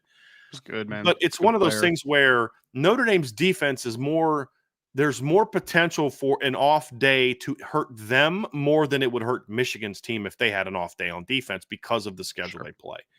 And so there's going to be some games like that. But the other part of it too is, the offense has to be able to be there in the bigger games. There's just ifs or buts about it. You can't give up 17 points to Ohio State and lose. Michigan gave up 24 points to Ohio State and won. Right? That's the reality. They've given up over 20 points. Actually, I think I'm correct on this. I believe Ohio State scored more points against Michigan than they did against Notre Dame each of the last 2 years. Yes, they scored 23 against Michigan last year and only scored 21 against Notre Dame. They scored 24 against Michigan this year, only scored 17 against Notre Dame. Michigan went 2-0 against Ohio State. Notre Dame went 0-2 against Ohio State. Why? Offense. It's as simple as that. Offense. And you can't say like Ohio State got a 21 or an early 21-3 lead and they realized Notre Dame's offense couldn't score, so they shut it down. Notre Dame was winning until the last minute of the third quarter. Notre Dame had a lead. Sure. Right? This year, Notre Dame was down 10, got the lead back pretty quickly, and Ohio State had to go on the move and try to score. So there was never a shut it down moment that you could point to and say, well, that's why they scored fewer points. No, that's not the case. Notre Dame's defense in the last 2 years against Ohio State has performed statistically better than what Michigan's has. Yeah. Both years. Last year, Ohio State had 492 yards and went for 492 yards and 6.4 yards per play against Michigan. Against Notre Dame, they had 395 yards and 5.7 yards per play. This year, Ohio State scored 24 points, had 378 yards per play and 378 yards and 6.5 yards per play against Michigan. This year against Notre Dame, they had 366 yards, so 12 fewer, but only 5.6 yards per play. That's almost a full yard less. And that was ballooned by that 160-yard touchdown run that TreVeyon Henderson had. Yeah. That angle still makes me sick on that play, by the way. But, and the hold that they didn't call, they didn't even get me started on that. A Big Ten team, or an ACC crew, not calling perimeter holding on a big play. Shocker. Where we've seen that before. But the point is, Ryan, Notre Dame's defense in both of those games played good enough to beat a big-time team, just like Michigan's did. The difference, Notre Dame scored 10 points and 14 points. Averaged 12 freaking points a game against Ohio State the last 2 years. Michigan averaged almost 40. Well, right? They scored 30 this year and then 45 last year. So 75. So 37.5 points against Ohio State the last 2 years. It's funny because our fifth point was to big game success, and we're kind of talking about big game success here too. You know what I mean? We can move it around, Ryan, because it does flow perfectly. Because that's ultimately that's the biggest thing. Like the point earlier that Cody made, and he's correct. I mean, Michigan only has a couple big games a year, and that's true. We've criticized Michigan for that, but you know what they do in those big games, guys? They show up and they whip people. I mean, think about it. They won a national championship game against a really good 14-0 team, and their quarterback had less than 100 yards passing in the fourth quarter. Yeah, that's right. Why? Because they showed up and played their game. Now, I don't think you can win consistently that way. I don't. You can when it's a down year in college football. But again, you're not beating Georgia last year playing football that way. You're not beating Georgia 2021 playing football that way. You're not beating LSU 19 or Bama 20 or Clemson 2018 playing football that way. There's going to be a given day where your running game is not quite crisp and your defense is not having its best game, and your offensive from a passing game perspective is going to have to carry you a little bit. It's going to happen. The sustainability is not up there. I would agree by that. 100%. We saw that with Notre Dame in 2018, Ryan. As good as that defense was, when you play a team like Clemson, Clemson could match Washington at receiver, and I would say they were better. Would you agree with that? They were not better at quarterback at that time, but it wasn't that far off. Trevor Lawrence was a freshman at the time. Michael Penix is a fifth-year senior, but certainly more talented at quarterback. Oh, 100%. But with all even a healthy Dylan Johnson is not in the same league as Travis Etienne. No. It just isn't. He ended up having a really good year. That kid tried to gut it out, man. He should not have played, I don't think, in that football game, but he tried, man. He definitely tried. Tough kid. And again, I'm not taking a shot at the kid. He's just not as good as Travis Etienne. Well, Travis Etienne won in the first round for a reason, right? I mean, yeah. And so when you play a team like that, you're going to have to be able to score. Notre Dame held them 14 points less than Bama did. Well, really 7, because they had a pick 6 in that game too. I mean, A.J. Terrell had that early pick 6. But still, you held them to 7 points fewer than Bama did. But that's been the story for so many years, I'm tired of saying it. The Notre Dame defense did better against that team than this other team did against that team. But you know what? What's true of every single game that we talk about, we say that. This is what was in the win-loss column for Notre Dame. That's it. Right. Yep.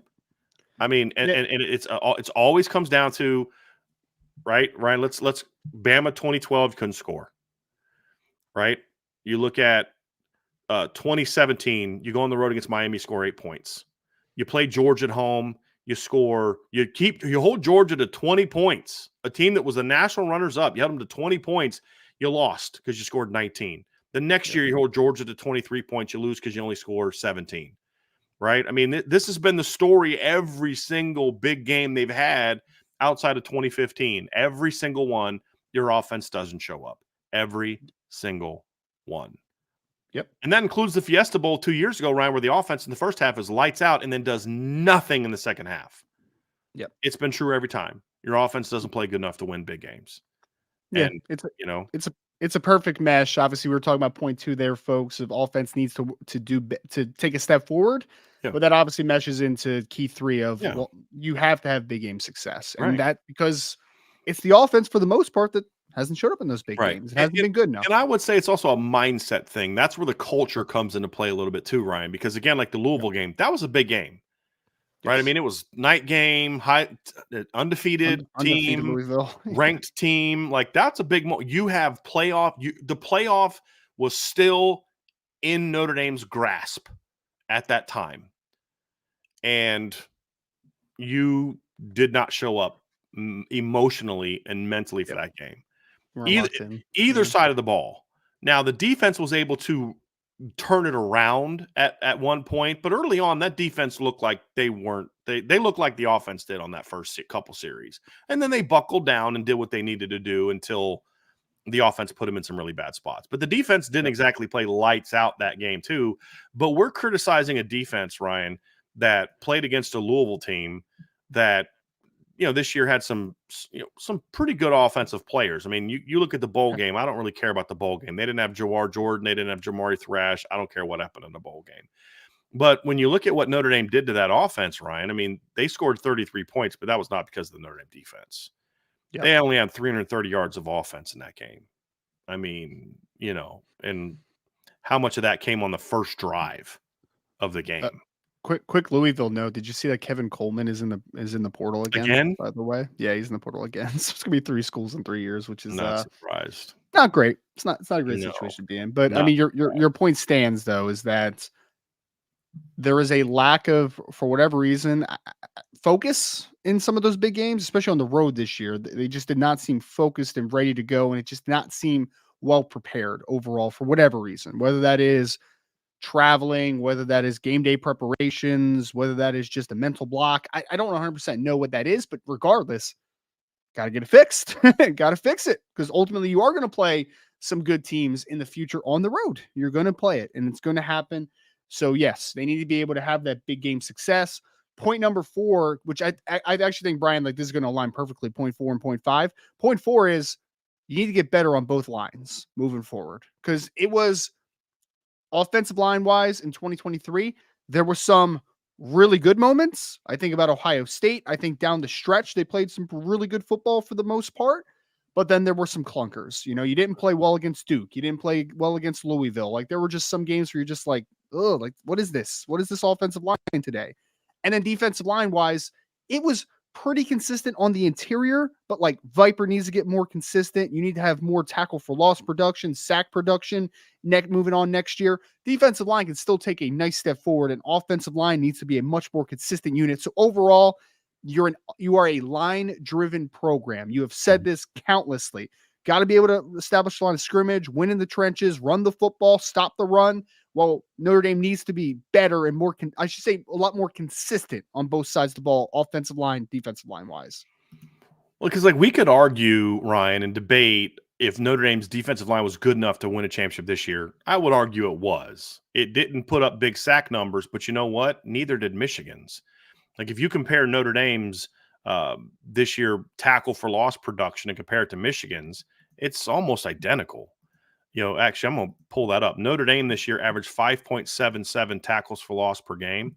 This year, Michigan averaged 5.53. Notre Dame had more. Now, Michigan had more total because they played 2 more games. That's why I'm going for per game. This year, Notre Dame averaged 2.39 sacks per game, and Michigan averaged 2.6 sacks per game. So very close. And that was bolstered by the fact that they had 6 in the playoff game against Alabama. But the thing about Notre Dame's defensive line, Ryan, is in why it's we say both lines is because it's not like that with any kind of consistency. Like the 2022 defensive line was very disappointing. It's great that they were really good in 23, but like the way that it's been in 2021, it was good at some spots, not in others. It was good some weeks, not other weeks. 2020 was pretty good. 2018 was pretty good. 2019 was really inconsistent. So it's just like where even this was a down year for Georgia on the defensive line, in my opinion. They were still pretty good. You know what I mean? Like a down year for them is not a down year for most people. You know what I mean? Yeah. And so it's the consistency up front. And I do think there's another level that the production needs to get to, in my opinion, especially in some of the bigger games. And so that's why the defensive line is also on here. And I also think that the one difference between the offensive line and the defensive line, Ryan, is if the Notre Dame has the right coach on the offensive line, they will be really good on the offensive line because there's no debating the talent that's been recruited there. That's the defensive line is one position where I still think there's need for an upgrade across the board talent-wise. Now, it's not like they don't have talent now, but I think there's more room for improvement. Like, is there a Charles Jagasaw, Gerby Lambert player on the D-line now? I don't know that there is. And what I mean by that is, for me, I view those guys as like potential developing into top 15 NFL draft picks, right? They've got that kind of ability. I don't know that there's anybody on the D-line right now that can be that on the current roster. Now, maybe Bryce Young and Logan Thomas or, Chris Burgess, maybe those guys can eventually become that type of player. But when I look at where they are right now, I think there's guys that are really good, Riley Mills types and, maybe day 2 guys. But do you see anybody that's like the Charles Jagasaw, the D-line that's on the roster now? I mean, if development's good, like you could talk me into Boubacar Traore maybe being a first-round pick eventually. Like that's possible. Maybe. You know what I mean? Maybe an Armel. Listen to I don't your know. tone, Ryan. But look at your whole manners. You're saying that you're like, You Well, that's know, because I thought that's because I only saw 3 snaps of Boubacar well, Traore, man. but my point is this, though, Ryan. Yeah. It's like, but he's such that low floor, high ceiling guy that you're just like, maybe he could become that kind of guy. Whereas Charles Jagusah shows up as a 5-star. It's just like, don't F it Yeah. up is the task for him. You know what I mean? Yeah. And to your, I mean, because I think Logan Thomas maybe could become that kind of guy. And like you said, there's some guys with high ceilings, but you're just like, am I betting a mortgage on that? No, I'm not. You know, like, would Yeah. I have been more willing to Oh, kind of put the man. mortgage on the line if Keon Keeley came to Notre Dame? Yeah, I would have. You know, Yeah. and so those are Not the me, man. Not me. NFL draft space is way too volatile for me to put anything on the line. Way too volatile. No, thank you. so but at the end of the day, Ryan, if the defensive line recruiting can ever come close to matching what the offensive line recruiting is, then this team is going to be really lights out. Yep. Really lights out. And it's that's something that's going to be important for Marcus Freeman is he's going to have to replace an O-line coach again, probably someday, a D-line coach at some point in time. Those things happen. You know, Al Washington's some point in time over the next however many years is going to get a chance to be a D coordinator at a Power 5 school, or maybe be a head coach, or maybe have an NFL team. Those things, that's just part of college football, and that's true everywhere. You always Yep. lose assistants, right? Like the D coordinator who got this thing rolling for Michigan isn't there anymore. Mike McDonald, he's at Baltimore now. But the Yes. thing is Jim Harbaugh hired someone that could kind of keep it going, right? It might be even better. Yeah, Jesse Mitchell's really with good, some but help from Connor Stallions, I say jokingly, but no, he did a great job. I mean, you are really absolutely good. correct. You know, you're gonna have to replace Joe Rudolph maybe someday. Maybe he gets a head Sure. coaching job or an OC job. Who knows? Now, obviously, you'd love if you could find an O-line coach that's going to stay for a decade and do a great job. That'd be awesome. Yeah. But that's just not how college football has been for a while.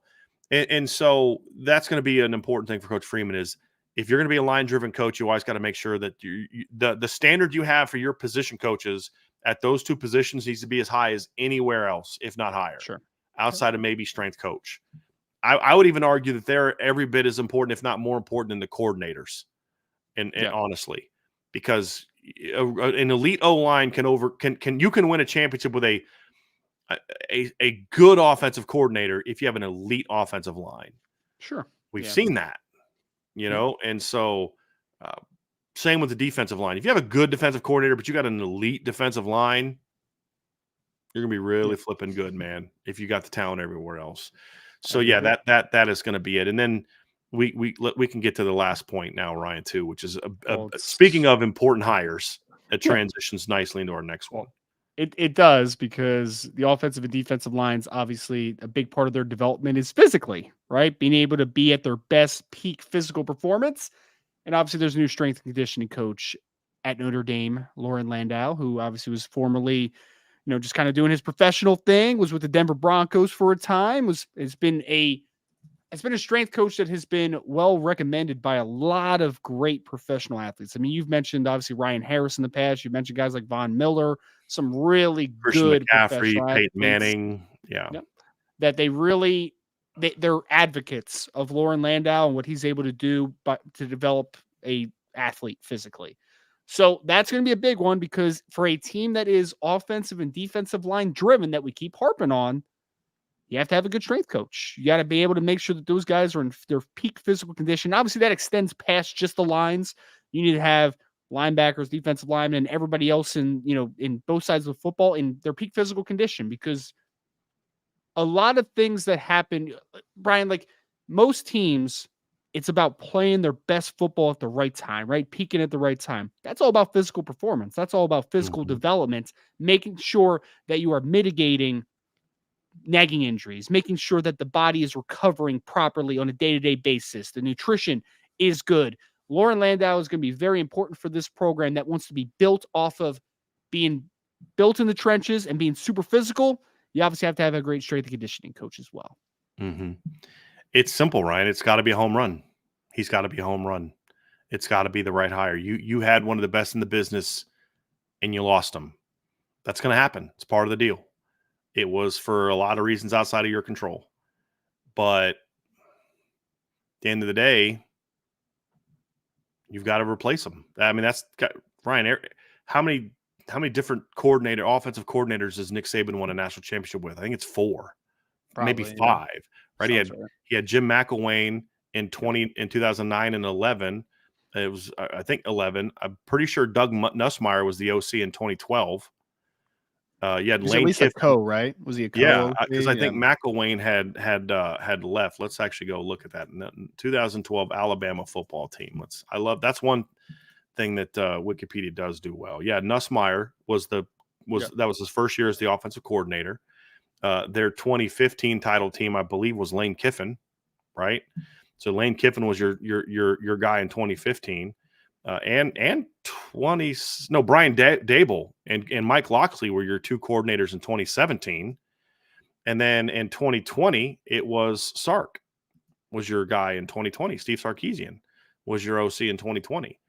So that's 5, right? I mean, 6. So McElwain, Nussmeier, the Lane, Sark, and then the Dabble Locksley crew. So that's 5. Yeah. He's won 7 titles with 5 different coordinators. Actually 6 because they had the codes the one year.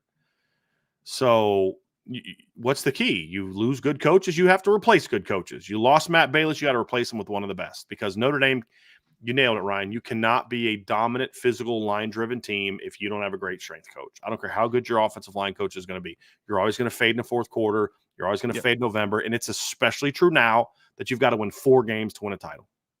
Yes. I mean, and I mean, just that we talked about that like physical demeanor that Notre Dame wants to play with, kind of that just that mindset that it extends past the offensive and defensive lines. Like, I mean, what was the one big key for Michigan holding Washington to 13 points? It was that they were such good tacklers in the open field. Yeah. Well, that's physical conditioning. That's right. That is being physically tough and durable to be able to make those plays in the open field. Like everyone talks about athleticism and length, and that stuff obviously matters tremendously to being a good tackler, but it's also about being a striker when you get to the football, being able to have that hip drive and that flexibility, and all those things really matter. So yes, this team overall need to be in peak physical condition because there's going to be a lot of tools to work with, obviously. I mean, we've talked about guys like Boubacar Traore and Armel Mukam and the body transformations that they could take. In order for them to get to their best, though, they need to have a great strength and conditioning coach. And Coach Landau obviously has a really good reputation of doing that from a professional perspective, but it's going to be a new world, obviously, running a college strength and conditioning program. So I think the upside is very high. I don't know 100% what to expect, but I'm very curious to see what the dividends are moving forward here. Mm-hmm. It's going to be huge. And the injuries we saw this year, receiver in the secondary, those are all part of it. I mean, you had all the receiver injuries last year. Cam Hart dealt with a quad the year before. You just, those are all things tie into the strength program. And the big thing too is the strength coach has to be a big key. The strength coach and the head coach have to be simpatico, man. You have to be, because a big part of your culture, and this is what's different than the NFL, and it's different than in private strength coaching and all that kind of stuff. This will be the big question for me with Loren Landau. I have no doubt that he's going to do a great job getting these players in peak physical condition because of everything that I'm told and all the things he's done. But does he know? It's like we talk about Freeman. Does he know how to play the vital role in establishing the culture that a strength coach has to have? Because for 3 months, he's their head football coach, essentially, for all intents and purposes. As far as like what they're doing every single day, he's in charge of it. He's the one running the strength program. The coaches can't be around as much. And so if he's not on board with also not just the actual strength conditioning part, but understand the need to you are a big reason this team will or will not be mentally tough. You are a bit not just physically tough, but mentally tough. Because Ryan, you know this, man. I know you've played against guys like that. That big, strong, physical kid that's a freak athlete, but the first time you pop him in the mouth, he wants no more a part of that. Right? That's a guy that may be physically tough, but not mentally tough. Did we not see Rocky IV? I mean, did we not see Rocky IV against the Russian? Did we not see it? Dude was like 7 foot, just building a lab. But what happened when he got cut, Brian? What happened when he got cut? It was Rocky over with. Took over, baby. Mentally over, baby. Mentally over. That's because Rocky was more well, a better example fight would be Clubber Lang. You know what I mean? Like in Rocky III in the second fight. Once Rocky got him off of his game, he didn't know how to handle it. He wasn't mentally tough, right? Ain't so bad. Ain't so bad. Rocky 3. Now, I don't count Rocky 5 as a Rocky movie. I've completely blocked that out of my mind. Of Tommy the the Machine real Gun? Rocky movies, 3 was the worst in my opinion. No, you had Hulk Hogan in it, just the whole Mickey dies. It was just terrible, a terrible I movie. actually wasn't a big 4 guy. Like 4 was good. It was entertaining. Yeah. I don't know. Yeah. I was a If Rocky 2 you guy were a with the best child one. of the 80s, you would have had Yeah. a much greater appreciation for that movie. You Mhm, know, mhm. because you think about the whole Cold War America versus and then communism, the cold yeah. exactly, I exactly. got it. Yeah, I get that. But back to football. Yes. The point is though, Ryan, is mental toughness is every bit as important as physical toughness when it comes to Mhm. football. Mental toughness is what it's not just your peak physical conditioning that makes you bear down in the fourth quarter. It's Yep. also that you are fatigued, but you don't slip here, right? I mean, that's the difference. Yeah, you're gonna be tired in November. I don't care who your strength coach is, but are you able to dig down deep and bear down here and in here?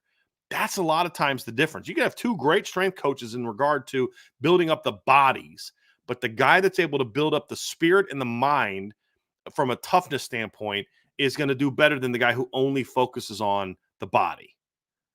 And that's what Lauren Lando has to prove. And if he's a home run higher, then that's going to be a big step. If he's not, Yep. then to what degree is he not? Is he just slightly not? Okay, then you'll still be okay. Or is it Yep. just like, okay, he doesn't have it? Yep. We're gonna find out. But if that ends up being a home run higher, then Notre Dame's gonna be pretty good, in my opinion. Well, if that's a really good hire on top of Mike Denbrock returning and on top of hopefully being able to bring back Al Golden, then you're in a pretty good spot if you're Notre Yeah. Dame football. So those are some of the keys, folks. We're going to talk about Rod Hurd, obviously former Northwestern defensive back who just committed to Notre Dame next. We'll have a mailbag after, so make sure to put in the mailbag questions at any point in the chat. Want to say, though, for you all, please, before we get to the next conversation of Rod Hurd, newest addition to Notre Dame football program, please hit that like button. Make sure you subscribe to the podcast. Notification bell if you listen to us on YouTube.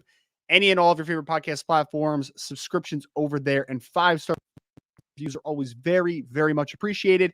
We'll get to Rod Hurd next on the Irish Breakdown podcast. Before we get to Rod Hurd, Ryan, Oh, God. Father David Penny says Mickey dies. Easy on the spoilers, Brian. And I want to be like, bro, if you haven't watched Rocky 3 by now, That's like that's 30 on years in the you. making, man. That's Like on 30 you, years in the dude. making. Actually, no, it's 40 years, right? Is that 40 years in Yes, the making? That's it's close yeah, to it. 80s. Yeah. Yeah. When did Rocky 3? I want to see when Rocky 3 got made. I believe Maybe it like was mid 80s, right? yeah, it was 1982. Okay, so more than 40 years. It Yeah. was over 40 years ago. Mr. freaking T was the star of that movie, my man. So if you haven't seen it I by pity now, the fool. I pity the fool. exactly. That's Yeah. on you, man. That's on you. Yes. Well, we're going to talk about getting back on track as Salty was being very mean to us in the chat and told us to get back on the rails. Here Yeah. it comes, Salty. We're back on the rails here. Talking about Rod Hurd, who is a defensive back, graduate transfer out of Northwestern. No, he was a honorable mention All Big Ten this past year, over 70 tackles for Northwestern this past year as well. He has announced, we knew that he took a visit to Notre Dame this past weekend, but he has publicly announced now that he is officially committed to the University of Notre Dame to finish out his playing career. And we're going to dive into this one because it's an interesting fit, Brian. I mean, I've started watching a little bit of him this morning and just kind of, getting my Yeah. bearings on who he is as a football player. First and foremost, I think a keynote for people to get out there because they're going to see nickel kind of put on his name a little bit because he played a lot of nickel at Northwestern, but Notre Dame Almost, is yeah. recruiting him to play safety Right. for them. Right. So, Ryan, to your point, that is a great point to make. If you look at the Pro Football Focus numbers for Rod Hurd, he was basically Thomas Harper from a where he lined up standpoint the last couple of years at Northwestern. A little background on him: he's from Michigan. He's a Northern kid. This past year had 85 tackles, 4 tackles for loss, broke up 4 passes, picked off a pass, forced a pair of fumbles. He was an honorable mention All Big Ten player this year. In 2022, he had 67 tackles, 4 tackles for loss, a sack and interception, 2 breaks, and a forced fumble. Finished his career at Northwestern. This will be his 6th year at Notre Dame, so he played 5 years at Northwestern. He finished his career with 194 tackles, 11 tackles for loss, 2 interceptions, 8 pass breakups, and 5 forced fumbles. He's a 5'11", 190. And Ryan, when you pop in the film, the first thing you notice is this guy's not built like Notre Dame's nickels at all. He's No, a pretty no, thick kid. he is. He's Yeah. built more like a safety, like an alley safety. Mhm. And the way Northwestern used him was way different than how Notre Dame uses their nickels. A lot Yeah. of zone, a lot of taking on, he wasn't great in coverage, but they didn't ask him to play a lot of man coverage. His game is much more like a nickel. I mean, like a safety than it was a Notre Dame nickel, Yeah. right? As far as a comparison. So my fear was you're taking a guy that played nickel and you're putting him at safety. And I'm kind of having Antonio Carter flashbacks, right? Where you took a guy that's a pretty good corner and he just couldn't make that transition to safety. The way that and you tell me if you disagree with this, Ryan, because you also watch a lot of film, because we found out a couple days ago that this was going to happen. And Yeah. so we got our stories ready and started watching some film and things along those lines. Uh, I felt like the way they used him after watching the film, I was a little less concerned about the transition for him than I was thinking about nickel to safety. Because I start thinking about how Notre Dame uses their nickel, how most teams use their nickel. That's a big change Yeah. to go from there to back end safety. The But the way they used him, zone Ryan, was a little discipline and different. stuff like Yeah, that. Right. Right. yeah. Yeah. I mean, because like you said, he's not a man-to-man nickel for the Mhm. most part. So he's a guy that is more eyes forward, read and react, understand where your zone discipline and what routes are being run underneath of you and route combinations and that type of thing. So yeah, no, I think he'll fit in. What the one great note that I had about Rod Hurd, because he is a very smart football player Mhm. on film, in my opinion, and that's kind of been the thing around him. I talked to someone that is actually at a different university, and he's in the recruiting department. And they actually look like at Rod Hurd a little bit as well. And he had told me that the energy that kid plays with is just Mhm. phenomenal. Like he plays very, very hard, but yet he does it in a very disciplined Right. manner, right? Like he doesn't put himself in some situations where it's just like you're out of position, brother. Like you came up and you fell for the baits, and now someone's hitting you over top.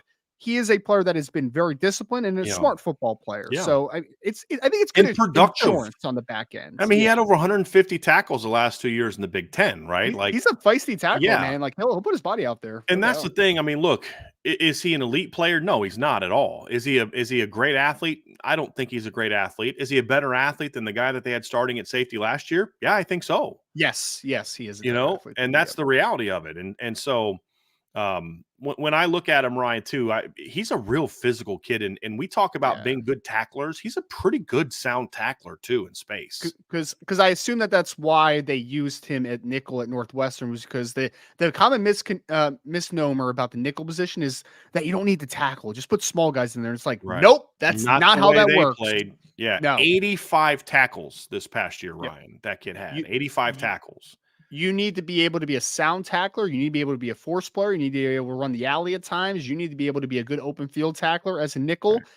usually. And Hurd has those traits in him. He does. Yeah. And he comes in pretty controlled overall. Like there was a Yeah. couple times where I thought that he came a little bit out of control as a tackler, but overall, pretty consistent technique, and he's physical. So for me, it's like I look at this Rod Hurd pickup and I'm just like, hey guys, I think we need to understand why he's being brought in. He's being brought in to compete and to add quality depth to a room that lacks Mhm. experience right now outside of Xavier Watts. They lack experience. He's going to bring experience. Right. And Brian, like I think I think the baseline here is that at worst, it's probably going to be a really good special teamer and really quality Right. depth piece. Like that's the Yeah. worst case scenario here. Yeah, and he's your number 3 safety. That's worst case scenario. He's your number because Yep. like, look, I think this kid comes in and it's like, look, if Don Schuler can beat him out, great. If Ben Minnick can beat him out, great. But this way, if those guys aren't quite ready to be starters, I'll say it like this, right? If he can make the transition to safety smoothly, you have upgraded this position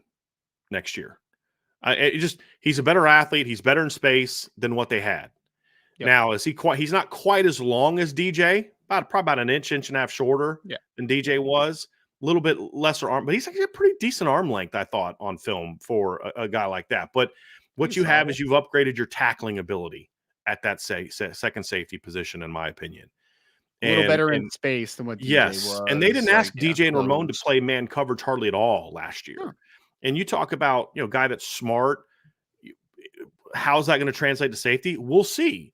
But he's a physical kid, and as you said, I mean, he was basically their alley run defender. That's what Yes. he was, their perimeter support guy. He was their outside edge setter, essentially. Yep. They used him. You know what a better comparison is? They used him more like how Notre Dame used Jeremiah Wusu-Koramoah than how Notre Dame used Thomas Harper and Tariq Bracy. Right. There's as a more rover. similarities there Yeah. than how Yeah. Notre Dame's used their nickels. And the production shows that. I mean, Yeah. look, Notre Dame's corners nickels this year. You look at Thomas Harper and Clarence Lewis, they combined for 48 tackles in 13 games. This kid had 54 solo tackles and 85 total tackles. So 48 total tackles between those two kids, Clarence Lewis and Thomas Harper. They had 33 solo tackles. This kid had 54 solo tackles, which was second on their team, one behind their starting middle linebacker or will linebacker. Hold on a second. The Mueller kid, he was their Will, right? Then Gallagher was their Mike. I'm correct on that, right? Yeah. So it was, Mueller was a little bit rangier than what Gallagher was. So Hurd had one fewer solo tackle than their Will linebacker, and he had 8 more solo tackles than their Mike linebacker, right? And for a pretty good defense in the Big Ten. And their linebackers were pretty good, man. I think Xander Mueller's actually a future draft pick. Like, he's a pretty good as well. So the production was certainly there. There's no doubt about that. And so the way that they use him is going to transition much better to Notre Dame. So like you said, Ryan, how does this fit? Okay, let's talk about how this fits. What you have coming back next year at Notre Dame, you obviously have your All-American safety and Xavier Watts. He's been your field safety, but honestly, Xavier can play both. I would not mess with him. And so the way that you look at how they fit, this is a kid that's going to come in and compete for that opposite safety position, that boundary safety position that DJ Brown played, that Ramon Henderson played a lot this year. That position has to do a lot of different things. You have to play the post at times. You have to come down and play the alley at times. You're going to line up in the second level at times. I mean, there's a lot of snaps. You go watch the Sun Bowl where DJ Brown was on the second level at the snap. I mean, not like coming down at the snap. I mean, he lined up second level when Notre Dame was playing single high. He'll be able to make that part of the transition very easily. The question now is going to be, how does he handle playing off the hash? How does he handle, zone coverage and man coverage from further back, where guys are getting more of a running start? How can he play the center field at all, which you're going to need to be able to do at times? Those are all questions that he's going to have to answer this spring. But here's what it is. If Adon Schuler's not ready to take over that starting job and he needs to be more of the number 3 rotation guy, then Rod Hurd is going to give you that bridge year for Adon. If Adon is ready to play, then you won't see a lot of difference between the snaps of these two guys. And you have a guy, in my opinion, in Rod Hurd, whose game should suit pretty well to also being able to take away some of the snaps away from Xavier Watts, where you can either use Xavier Watts to play center field and you can flip him, or he's a guy that you can take 5 to 10 snaps off of Xavier Watts's shoulders in some of the non-big games. And so when I talk about take some snaps off Xavier, it's not against Texas A&M or Florida State or Louisville. It's, maybe this kid can play more against Purdue and Northern Illinois and Miami of Ohio and those type of things. So I think his game really translates well in certain areas asked about. One thing I was talking about, Ryan, when you were gone is if you watch DJ Brown and Ramon Henderson, there's a lot of snaps this year where they're on the second level. They are starting the snap on the second level in a single high defense. He'll make that transition well. We just have to learn if he can play off the hash, essentially, and then play the post and things like that. That's what we have to learn. But the skill set, better athlete, rangier than the kid that you had starting at that position last year, and way more instinctive than the kid who's a better athlete than him and Ramon Henderson. This kid's way more instinctive and smarter as a football player than Ramon was.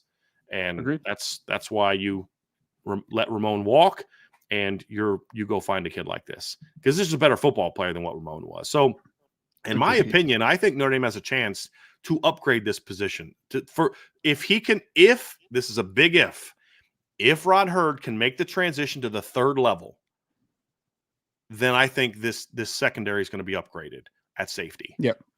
Because I do think Don's going to be a good player as well as part of the rotation this year. I do as well. I think one of the young safeties is definitely going to have to step up, and I think they will step up, whether that is Adon, whether that is Ben, and hopefully both. I mean, we'll see what happens, obviously, but this is my take on Rod Hurd and obviously Jordan Clark as well. Jordan Clark's playing the nickel compared to Rod Hurd playing the true safety spot. They definitely got feistier. on the inside. Yes. Did they not?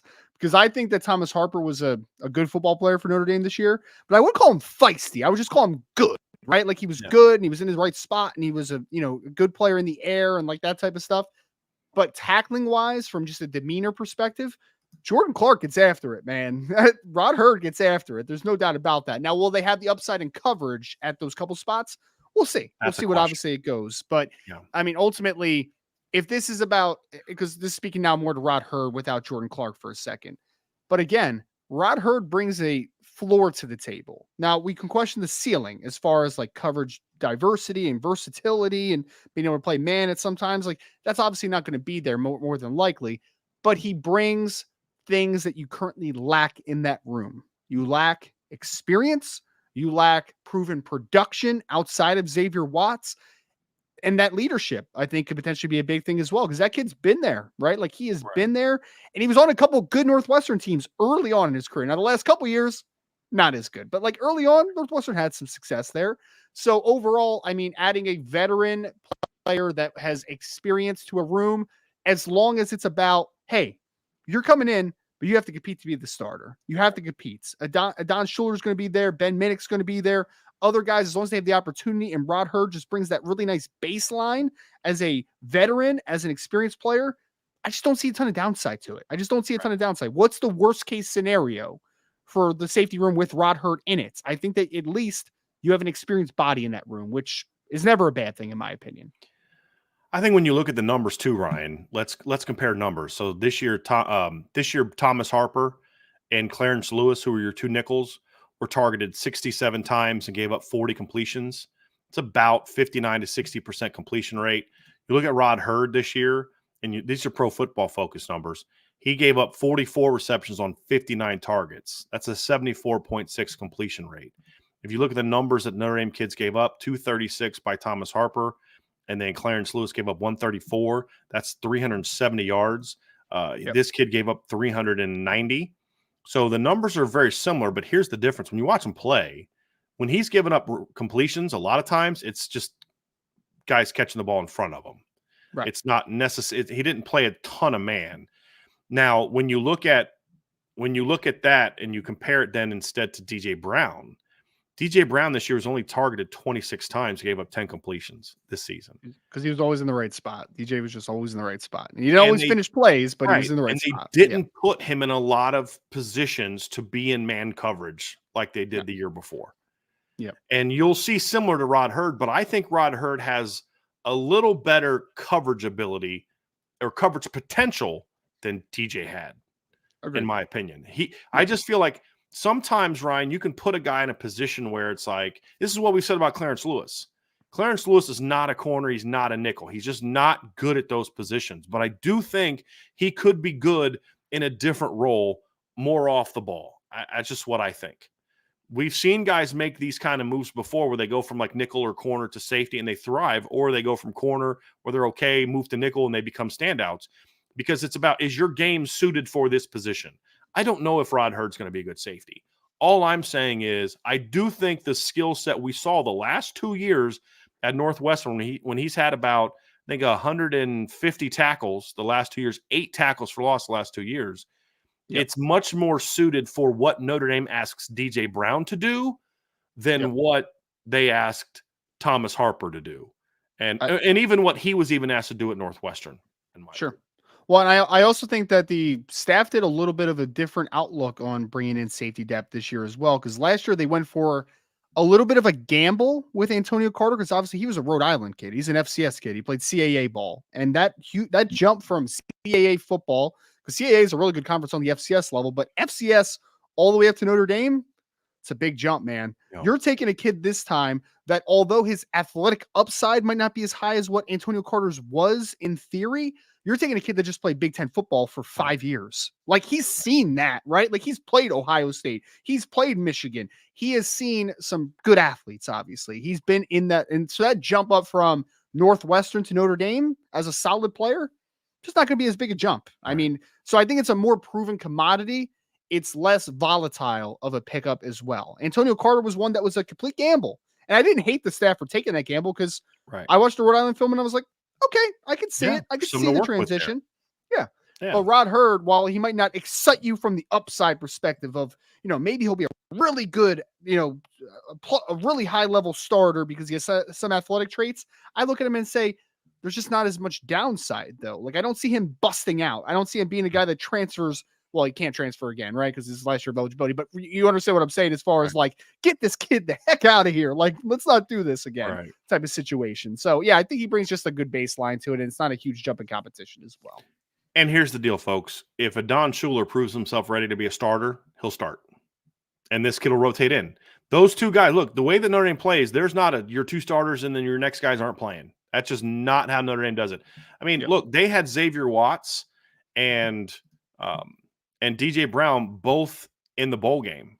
Like they both were there. They both played the full game and all that kind of stuff. Well, guess what we saw a lot of in that game, Ryan? Saw a lot of a Don Schuler in that game. I mean, so we saw him play 21 snaps. Those were not garbage snaps because when they went to the backups later in the game, they had Ben Minnick and a walk-on in the game, not a Don. So Don played a lot of snaps in that game. The starters played 28, he played 21. And so he's going to play. It's just, is he ready to be that guy? And then Rod Hurd's your next guy in that can play both? Because I think Rod could also do some things that they asked Xavier to do, just not quite as well. Xavier does it, obviously. Or is he the starter, and then Adon's got to be sort of that next guy off the bench? That's what we're going to find out. But they're both going to play. And I think, like I said, this is a high floor move. We'll see how high the ceiling is. But when you compare it to where they were last year, I think there's a chance if he can pick up the safety position that they're actually – I think there's a chance with Adon emerging and Rod Hurd coming in, there's a chance that you could even be better at safety as a unit in 2024 than you were in 2023. Oh, yeah. Because, I mean, all due respect to DJ, who was a sound football player for Notre Dame this year, didn't make a ton of mistakes. He was mostly very solid from a week-to-week basis. You knew that there were limitations. And then there are obvious limitations with Ramon Henderson. Again, all due respect, but he just couldn't finish plays for X, Y, and Z reason. So, yeah, I think that the consistency will improve with Rod Hurd most likely. And then if you're able to get in a Don Schuler or Ben Minnick, that ups your ceiling to the room because they just have a lot more athleticism than what DJ had, for instance. So, yeah, I think it's a very solid move. It's fine. And I'll bet you that the thing that put the staff over the top for taking this kid is the Utah game. He had 12 tackles in that game. He was around the ball the whole game. Yep. And that's what they're going to ask him to do. They're not going to ask him to play nickel and cover like they asked Thomas Harper. And you actually felt that you liked Jordan Clark's film at Arizona State better than Thomas Harper's, correct? I did. Did you say yes? So, I did, yep. And he certainly was able to stay healthier than Thomas Harper was able to stay healthy. So there's a chance, Ryan, that you've upgraded your secondary, which was arguably the best part of your football team this year when you look at production. Now the question is, can a big-time talent like Christian Gray and Jaden Mickey replace Cam Hart? That's the question. But I would argue that everywhere else, you've got a chance to be even better this season than you were last year. Yep. I mean, guys, that's what the portal's supposed. There's a chance that R.J. Oben could be better than Javonte Jean-Baptiste was. Possibility. It's a chance, right? And like you said, you certainly felt better about R.J. Oben coming in than Javonte coming in, and as did I. Now, what the question is, but what did Javonte become? That's the difference, right? Sure. Can he be what Javonte became? But coming in, that's an upgrade. Caleb Smith, who they landed last year in the portal, I'm sorry, he was a nice player. He would have been a good. They could have used him this year, especially with all the injuries, like because he was a boundary guy. But he's not in the same league as Bo Collins and Chris Mitchell as a wide receiver. So like the port, and I think you and I both agree that Riley Leonard's a better talent than Sam Hartman. Sorry, Sam Hartman's more proven, but Riley Leonard's a better talent than Sam Hartman. So like you've really upgraded your portal additions based on talent. A year after, your portal players were pretty good. I mean, Thomas Harper was really good for Notre Dame this year. Javonte Jean-Baptiste was really good for Notre Dame this year. And so they've really and I think you brought in a better kicker as well in the portal, in my opinion. And better than Legatron or whatever the heck they were calling Spencer Schrader last year. Yeah. Whatever. Like, he's not going to hit any 59 yard. He's not going to break Spencer Schrader's longest field goal record at Notre Dame that he set this year.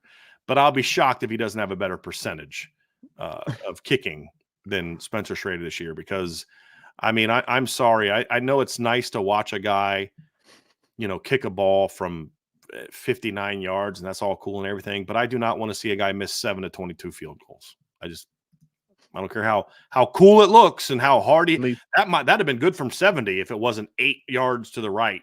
You know what I mean? At least it got better down the stretch. He was much more consistent down the stretch of the season, which was good because it was a struggling early start. Didn't he missed one in the bowl game then, right? He did. Yeah. But there was one point where I think he was like 4 for 7 or something like that, or 5 for 8. After the Ohio State game, he went 0 of 1 against Navy, 1 of 2 against NC State, 2 of 3 against Central Michigan, and then 0 of 1 against Ohio State. Yep. And then he went 2 of 3 against Duke. So he was actually 5 of 10 at one point. And then down the stretch after that, he went 1, 4, 5, 8, 9. He went 9 of 10 from Louisville to Stanford, which is very good.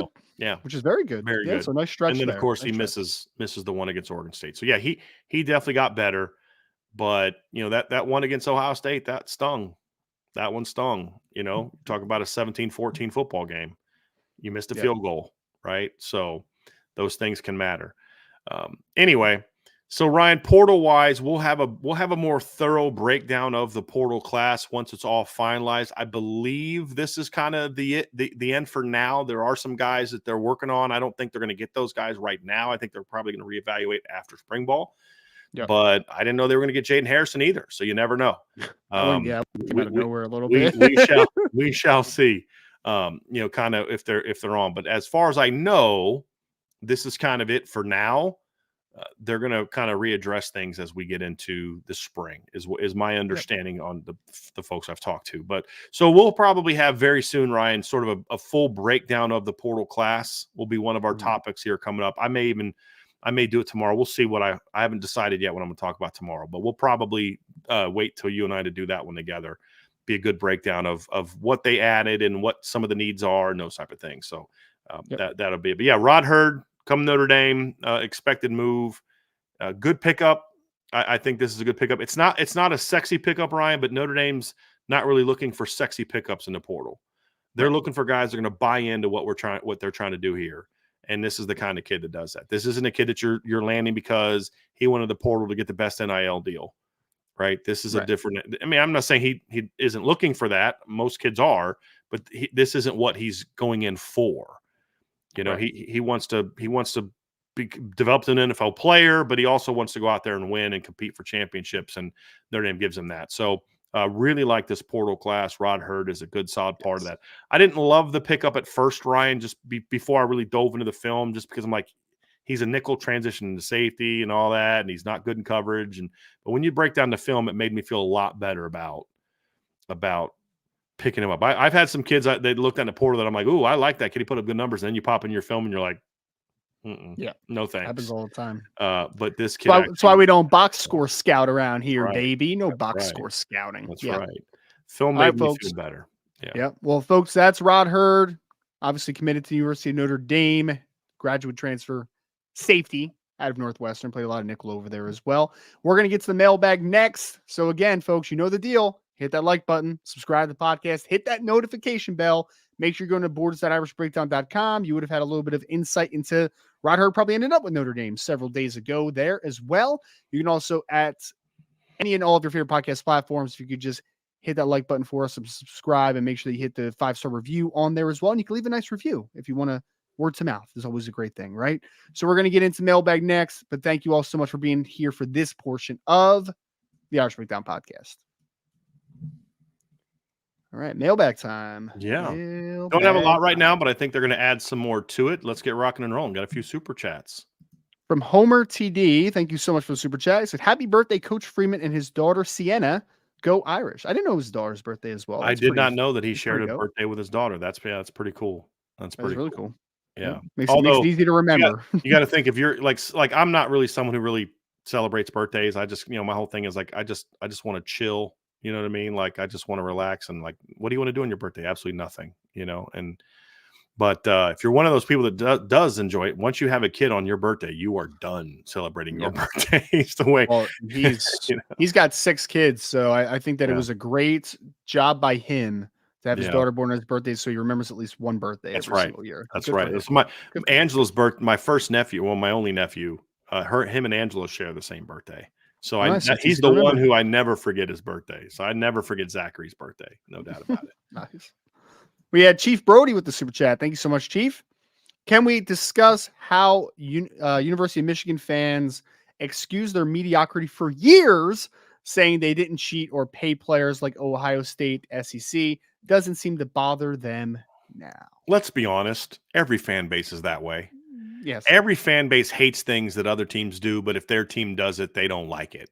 I I think mean, I know. also a lot of Go ahead. fans are super oblivious as well, and they want to pretend like their school doesn't cheat just because they're not in the know of that. The majority of programs in college I football. mean, It's just is what it look is. at what we dealt with, and I dealt with, Ryan, because you kind of came on, I believe, after Kelly was let go. I hired you like about a month or so later, but you remember the crap I took for years being critical of Brian Kelly. Notre Dame fans just kind of had their heads buried in the sand about what was really going on. And then he leaves and everybody else starts reporting the stuff that I've been saying for years. And people realize now everybody hates Brian Kelly, right? You know what I mean? Or like, oh, he didn't do this, he didn't do that. I'm like, well, you guys used to get pissed at me when I would say this back in the day because you don't want to believe that your team does that. Let's be honest Right. about that. Right. Right. You see this in professional sports, college, you see it in politics. You know, like if my side does something, it's cool, just trying to help the people. But if the other side does it, that's anti-American. That's what, you know what I mean? Like that's how things are. It's sad. I don't like it, but Notre Dame fans are that way in a lot of things too. There's things that we would Yep. complain about now that if it happened at Notre Dame, we'd be like, well, but see, here's the thing, and that's not really true, and you're exaggerating, or hey, we're trying to do to win. I mean, there's Notre Dame fans who I hate Urban Meyer, hate Urban Meyer, hate Urban Meyer. But then every time there's a coaching change, hey, we should go hire Urban Meyer. Same people. I'm not gonna lie, man. When I was younger, I would have sold my soul for Urban Meyer. I'm not gonna lie to you about that. But. Right. So yeah, it is kind of funny though watching Michigan fans just completely pretend like that didn't happen. Right. Yep. And that's the thing is they're not even justifying it. They're just saying didn't happen. I mean, it wasn't that big a deal. He wasn't even doing really anything. It's like they're just basically denying it. I mean, they're just living in denial. But Yep. honestly, if Notre Dame was accused of something like that and they wouldn't win a title, I'd probably want to deny it too if I'm just a fan because I want to enjoy the championship, 100%. So I get Yep. it. But Yep. you think about the fan base you're talking about though, my man.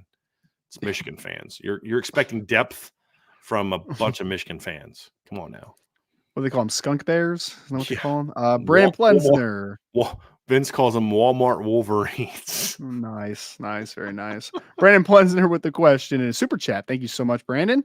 With a new offensive coordinator coming in, do you think it'll be easier for younger or more talented offensive linemen to insert themselves in the starting lineup in place of Pat Coogan? No, I don't think the OC will have anything to do with that. That's just going to be about the position coach being willing to maybe take a bit of a risk on a guy that doesn't execute his assignments at as quite a high level as other guys. I mean, that's going to come down to that. Yep. I don't think the system will be necessarily simpler to the degree that all of a sudden you can justify putting a younger guy in. I mean, just flat out, they need to here's my thing. I don't care who starts at left guard next year. I don't. As long as it's a real battle. If it's a real battle and Pat Coogan wins it, good for Pat Coogan and let's roll. They're going to have a great O-line. And if he doesn't get beat out, then, or if he does get beat out, then great. You're going to have an even more talented guy there. I just want it to be a real battle. That's my big thing. That's all I care about. Yeah. Well, I'm Brandon. I would also say just the context, because I mean, obviously this is a question that was created by the Billy Schrauth, Pat Coogan thing in before the season started. And I completely understand it. Right. But I think one thing that we do need to remember is offensive line is not usually a spot where guys just come in and they're just a guy from day one because of the Lauren Landau conversation we had. It's so built off of physical development, man. There are very few rare offensive linemen that just come in from day one and they're just ready to go. Like they're just day one, inserts, good to go. And that's not only just from a physical perspective, it's also from a technical perspective. Mhm. I mean, let's be honest with ourselves. Charles Jagasaw was probably not ready to start game one at Notre Dame, because if you watch the offense that they ran at Alleman, it was like, just wasn't incredibly translatable fully. I mean, Charles literally talked about that in the bowl prep of like, I need to learn how to pass block. Like, I needed to learn how to do that better.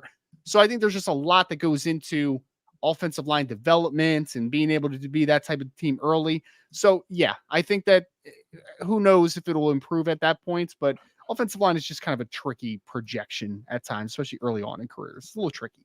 Yep, agree. Here's a good one. I'm gonna go down here to the bottom from one Okay. from John A1. It's a good one that I wanted to get to.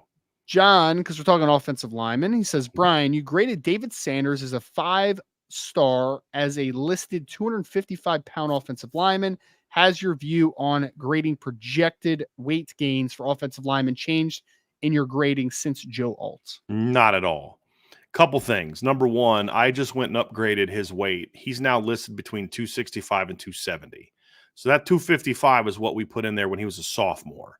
Joe Alt was 240 as a junior and about 260 as a senior.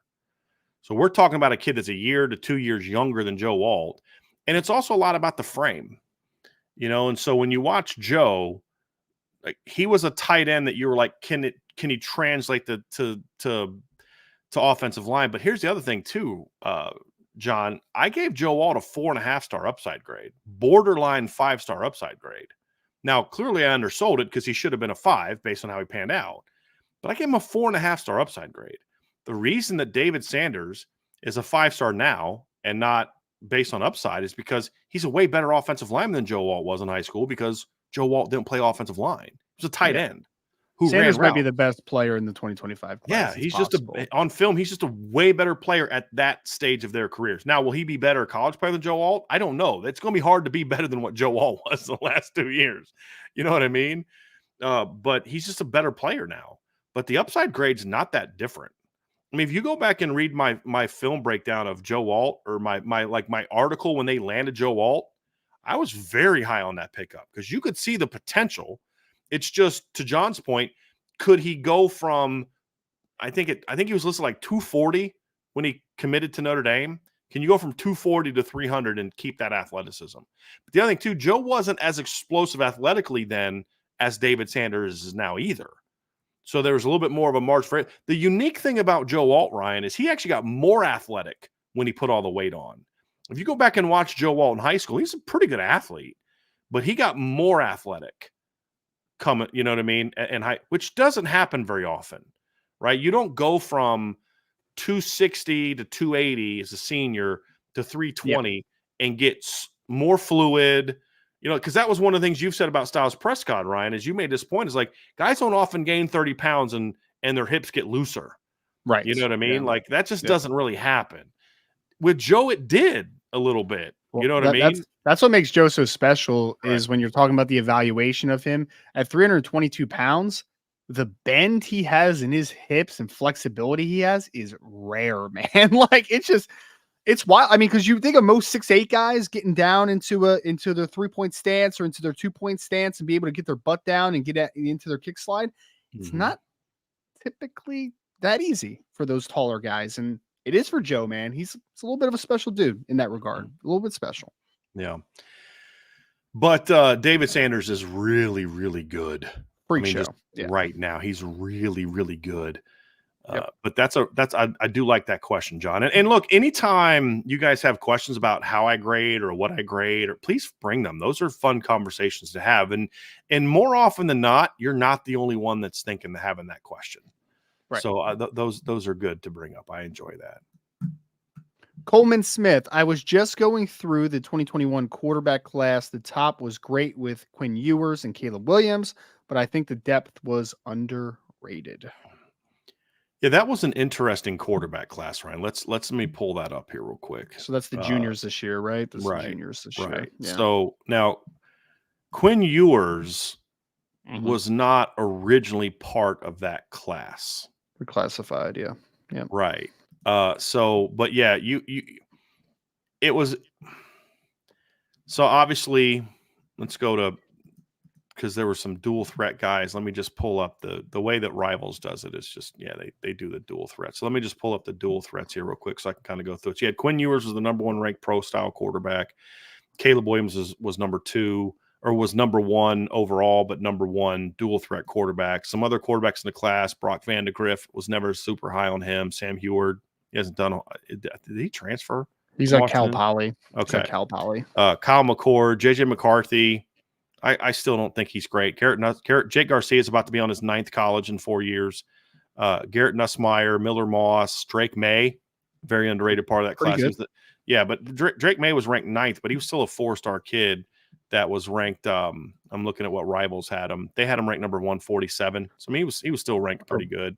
Originally committed to Alabama. And Yep. Carlos Del Rio, who's at Syracuse, Luke Altmaier, who's at Ole Miss, then transferred to Illinois.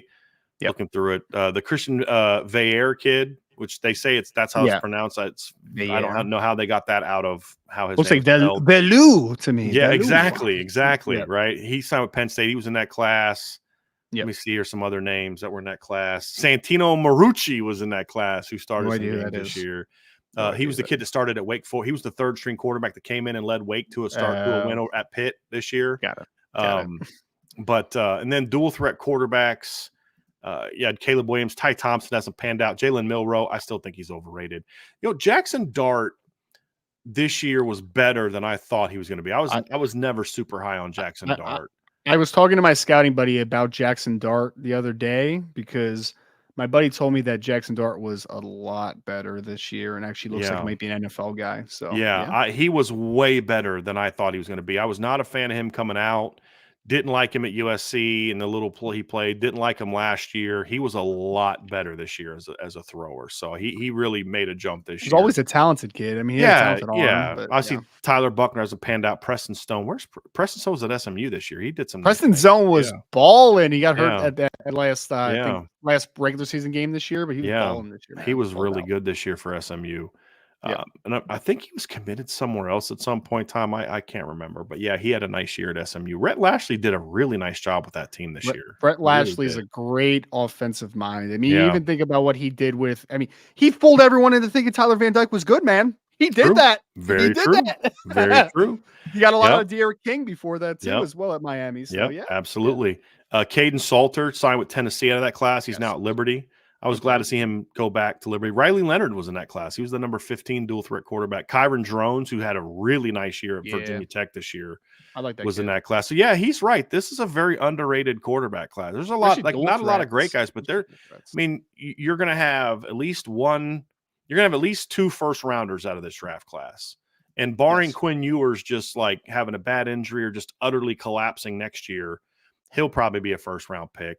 JJ McCarthy might get picked in the first round just because NFL does a poor job drafting quarterbacks overall. And then if Riley Leonard can develop next year, maybe he can become that kind. I mean, so there's some good players that could be NFL quarterbacks. Yeah. So I agree. I didn't love that quarterback class coming out, especially before Quinn Ewers transferred into it. Yeah. And, it turned out to be pretty good quarterback class, man. Pretty solid quarterback class. Sam Heward going to Cal Poly, that's a hilarious one, man. He was Rivals had him as a 5-star. I don't even think he played that well at Cal Poly this year. Let's look at their stats. I never understood. I always kind of thought that one was more of a what's his last name more than anything else. But let's see what he did this year at Cal Poly. Okay, individual stats. He was their starting quarterback, but he was not their only quarterback. He completed 60.7% of his passes, 2,247 yards in 9 games, 18 touchdowns, and 10 picks in 9 games. That's not good, Ryan. No, that's not good. And he plays in the Big Sky, which is probably the 3rd best FCS conference. Right. There's a conversation between them and the CAA, but minus 93 rushing yards on the season. That's not good. So you're saying he wasn't a dual threat in the ranking? No. Got it. Hey, he can't run, but at least he can't pass either. So he's got that going for him in there. So he threw 18 touchdowns, 2 a game. That a boy. Oh goodness, good observation, Coleman. There you go. Will ND with the question: was the struggles against Louisville and Duke part of the strength program not having Matt Bayless? Did they not recover well enough after the Ohio State and Duke games, or was it a culture problem? I think it was both. It's a little But bit of I everything also, as usually. we said during the show, Ryan, culture is also built in the strength program. This was just not a super mentally tough team. And I don't think they handled the Ohio State game well. I think it affected them for multiple games because, like somebody in the chat said, Notre Dame was tired against Louisville. And I'm like, then they just, what, did they take magic pills the next week against USC to make them not tired anymore? You know what I mean? Like, because they just came out against USC and just swarmed USC. If they'd have, with no bye, if they'd have played against Louisville like they against USC, they would have blown Louisville out as well. That's what was so frustrating about this team. Because I could say, if you'd have played like you did against this game, if they'd have played against Louisville like they did against Ohio State, they would have beat Louisville convincingly. Sure. And that's what was so frustrating about it, is because they would look like that one week, and then the next week look like the O-line can battle their butts off against Ohio State one week, and then the next week just get utterly dominated by Duke. Yep. And then Louisville had a nice D-line this year. They should not have done what they did to the Notre Dame offensive line. They should not have. And so, yeah, because again, I can't say that mental toughness is a large part established in the weight room and then say that losing Matt Bayless had no impact on two games that we think are more about mental toughness than they were physical toughness, Ryan. You know what I mean? Like, so yeah, that's part of it. Certainly part of it. You lost one of the best strength coaches in the game. You don't lose that and it has no impact on your season. I think it probably had a bigger impact than I thought, because I had hoped that him being there through the whole offseason was going to be good enough, because in season's kind of maintaining. But we proved that ended up not being true. Yeah. So, yeah, I think so. Everyone knows my take, man. It's usually a little bit of a combination of everything. It's not usually just one thing. So, yes. I'm going to I'll have you read this next one, Ryan, but I want you to answer it first as well. Okay. Because I'm very curious of your thoughts on this. Okay. Jason Smith said, I've heard rumors that Dan Mullen might be the offensive coordinator at Ohio State. Do you think Colin Klein is the type of Colin Klein? No, what he means. I think he Will means Howard, Will right? Howard. Will Howard, yeah. Colin Klein was the OC at Kansas State the past couple of years. Will Howard is the type of quarterback Dan Mullen has had success with, like a Dak Prescott type of runner quarterback. Do you think this would be a good fit? That's a good question. I think Dan Mullen would be a good fit if he was just running his own offense, because I think that Dan Mullen is a very good offensive coordinator. And I think, Jason, to your question, the answer is yes to me as far as would Will Howard fit, because Dan Mullen has shown me in the past as an offensive play caller that he can work with completely different types of quarterbacks and be successful. Like you mentioned Dak, but I remember Nick Fitzgerald, where it was like that dude was just a pure run throw guy. Like he needed to run the football. They needed to run the zone read, quarterback power. Like they needed to be able to establish a run game to work off of it. Dak was much more of and Dak was a good athlete, but like Dak was much more of a pure pocket kid than what a Nick Fitzgerald was, for instance. So I think that would be a pretty good hire from Ryan Day. If Ryan Day is willing to let go of the reins a little bit and be like, hey, this guy is the guy that needs to run it, that would actually show me a little bit of growth of Ryan Day, because I just think my biggest thing with Ryan Day is I think he's egotistical, and I think he's a little pompous, and I think he just thinks he knows more than anybody else out there. And if he did that, I'd actually be kind of high on it, man. Because then you look at him like actually let him run the offense. That's the key. If you have Dan Mullen running the offense, you have Jim Knowles running the defense, and Ryan Day can grow hopefully as an in-game guy and a little bit of a culture guy, and a human being, then you're heading somewhat in the right direction. I mean, in theory. Now, you keep in mind, you're not going to have Dan Mullen very long, right? Because if Dan Mullen goes to Ohio State and succeeds, he's going to be a head coach again very soon. But look, Ryan, I mean, you talk about different types of quarterbacks. I mean, he turned Kyle Trask into a guy that threw for 4,200 yards and 43 touchdowns in 12 games, only rushed for 50. Yes. Right. So I actually think Will Howard would fit into what Dan, I mean, and then you think this is the same guy that ran the offense at Florida or Utah with Alex Smith, but and ran the Florida offense with Tim Tebow, but also won a national title running an offense with Chris Leak, who's nothing like those two guys. And Will Howard can run the ball a little bit at times. I mean, he ran for like 400-something yards, I think, and a few touchdowns. Yeah. I can see decent 500 yards and 8 or 9 touchdowns at Ohio State. Absolutely. That would be a good fit for them. Yes, I think Will Howard would. I'll say it to like this, Ryan. I'm glad you said what you said, because I think we're on the same page here. I think Will Howard fits into Dan Mullen's offense way better than he fits into Ryan Day's offense. Because this is the point you made when they got Will Howard. Like, guys, that's Ohio State fans were like, well, he does this and he does that. And you're like, yeah, but that's not what Ryan Day uses. I mean, he doesn't utilize quarterbacks that way. I mean, Justin Fields should have been a borderline 1,000-yard runner in college at Ohio State. Let's be honest about that. The way that, like, if he would have played for Lincoln Riley, he'd have thrown for 3,500 yards just like he did at Ohio State, but he also would have ran for 1,000 yards. Let's be honest about that. How do I know that? Because that's exactly what he's done with other guys like Justin Fields. That's why Ohio State Twitter sucks, man. I literally said something similar to that of like, you put the handcuffs on Justin Fields as a runner, and then people are like, oh, I ran for 400 yards one year. I'm like, yeah, he's running for 1,000 yards in the NFL now. Right. Dummy. A guy like him should have run for 1,000 yards in college, or at least he also made CJ Stroud look like he was immobile at times in the pocket. Yes. He made that happen. Yes. So yeah, he did not utilize athleticism at the quarterback position at all the last few years. At all. Absolutely right. At least limited it. No, because again, he's the smartest guy in the room, and he's going to run his offense and do all that kind of stuff, and that's just kind of who he is. I mean, look, I had to watch Ohio State lose to Clemson in a playoff game where Clemson used Trevor Lawrence to rush for 107 yards, and Ohio State lost, and Justin Fields had more carries than yards. That should never happen, Ryan. That should never happen. Justin Fields threw 36 times, 46 times in that game. And when the offense wasn't going for Clemson, they used Trevor's legs. When the offense stopped rolling for Ohio State, they kept trying to throw. That's arrogance, right? That's the reality of it. Here's two things that you'll know about Dan Mullen. Two things that are very, like, you can't argue. You can argue a lot of things. Is he a good head coach? Bob? We can have all that conversation. I think he got done dirty at Florida. I'll just be honest about that. I just do. I think the way they handled him is a joke, and that's why I enjoy watching them suck now, because I'm like, you had a guy that won 10-plus games like 2-3 years in a row. You fired him in one bad year because you didn't like him, and this is what you deserve. This right here, what you're going through, is exactly what you deserve. That's my rant. Back to this point. Here's two things I know about Dan Mullen.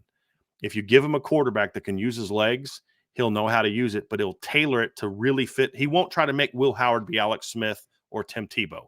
He'll tailor. He's very good at tailoring his offenses to what his quarterback strengths are. Number two, you'll be physical. That your offense will be more physical with Dan Mullen running your offense than you would have been otherwise. I wholeheartedly believe that. And so I think it'd be a great hire if he lets him run the offense the way he wants to run the offense. That's the key. Which I don't believe. I don't believe. I think he may have the intention of doing that, but how long is that going to last? Even if he would have let Brian Hartline be the play caller, I think it still would have been his offense either way. So we'll see. Agree. We'll see. It's going to be very interesting. That is for sure. Coleman Smith with the question: do you think Nathaniel Owusu-Boateng seriously considering Notre Dame, or is it because of his brother? Coleman, here is what I would say about Nathaniel Owusu-Boateng. I asked him 2 months ago at this point, a month and a half ago, somewhere in that ballpark, top schools currently, and he gave me a top 4. He said Florida, Florida State, Miami, Notre Dame. That's top 4. What I'll say is he's never been to Notre Dame. As far as I know, doesn't have any intentions of or any plans to visit Notre Dame anytime so far this offseason. Nothing has been solidified. I don't think he's coming for junior day, to my knowledge, as of right now. So until he visits Notre Dame, is he seriously considering Notre Dame? The answer is no, in my opinion. Is he intrigued by Notre Dame? Are they a name he knows? Sure, absolutely. But he's never been to Notre Dame. And I do think we have some pause that a kid that was a Maryland kid that went down to IMG had a top 4 that included 3 Florida schools and Notre Dame as kind of the odd duck in that group a little bit. So I would say, seriously considering, no. Is there at least intrigue in some capacity because of who his brother was and just the allure of Notre Dame football? I'm sure there's a little bit, but ultimately I just don't think that Nathaniel Owusu-Boateng is a realistic option for Notre Dame currently, unless something changes. He hasn't visited yet. I mean, his brother played here and he never visited. So I don't know how I could consider him a realistic option right now until he visits. If he steps foot on campus and you get that, if he tells you he loves Notre Dame and they're still in the top 4 after a visit, then I'll pay attention. There's a reason we rarely talk about him. And I think I've talked to him on the phone before, and I will say that I do think he's a Notre Dame fit. I do Mhm. think that he would do really well at Notre Dame, but realistic, no. But Not you right now. thinking that and him thinking that are two completely different things. Yes. And that's the whole point of it. Yep. Absolutely. Right. We had a question from PJC1122. Thank you for the question. This might have been addressed in a past show, or maybe it will be a topic in the future. What does Mike Denbrock do that makes his offense so effective? Well, we We have have talked talked about about it before, and we will talk about it again. We'll do more deeper dives as we get closer to spring, Ryan. But there's three things for me that I look at. Number one is he's a very smart football coach. He knows how to coach football. He knows how to find weaknesses in defenses. I mean, that's really a big key for coordinators. You got to know your strengths and what their weaknesses are, and how you can use your strengths to attack their weaknesses, or your strengths to neutralize their strengths, and use your do things to neutralize where you don't stack up well against them, and that's all part of it. So he's good at that. He knows football. He's someone who I felt has always kind of believed in, there's a right way to play football. Kind of like we talked about, one thing that makes Michigan good. You got to, he valued having assistant coaches that knew how to teach technique. I mean, he did a good job teaching technique. He also is someone who is, although he's scheme smart, is not scheme driven. And what I mean by that is he understands at the end of the day, my scheme has to do what it needs to do to maximize the ability of our players. And I felt he's always been kind of someone who says, hey, look, I'm not there's you ever notice the route that coaches who think they're smarter than everybody else, the one route they're most reluctant to throw is straight go balls, because Yeah. that's just not I'm smarter than you route.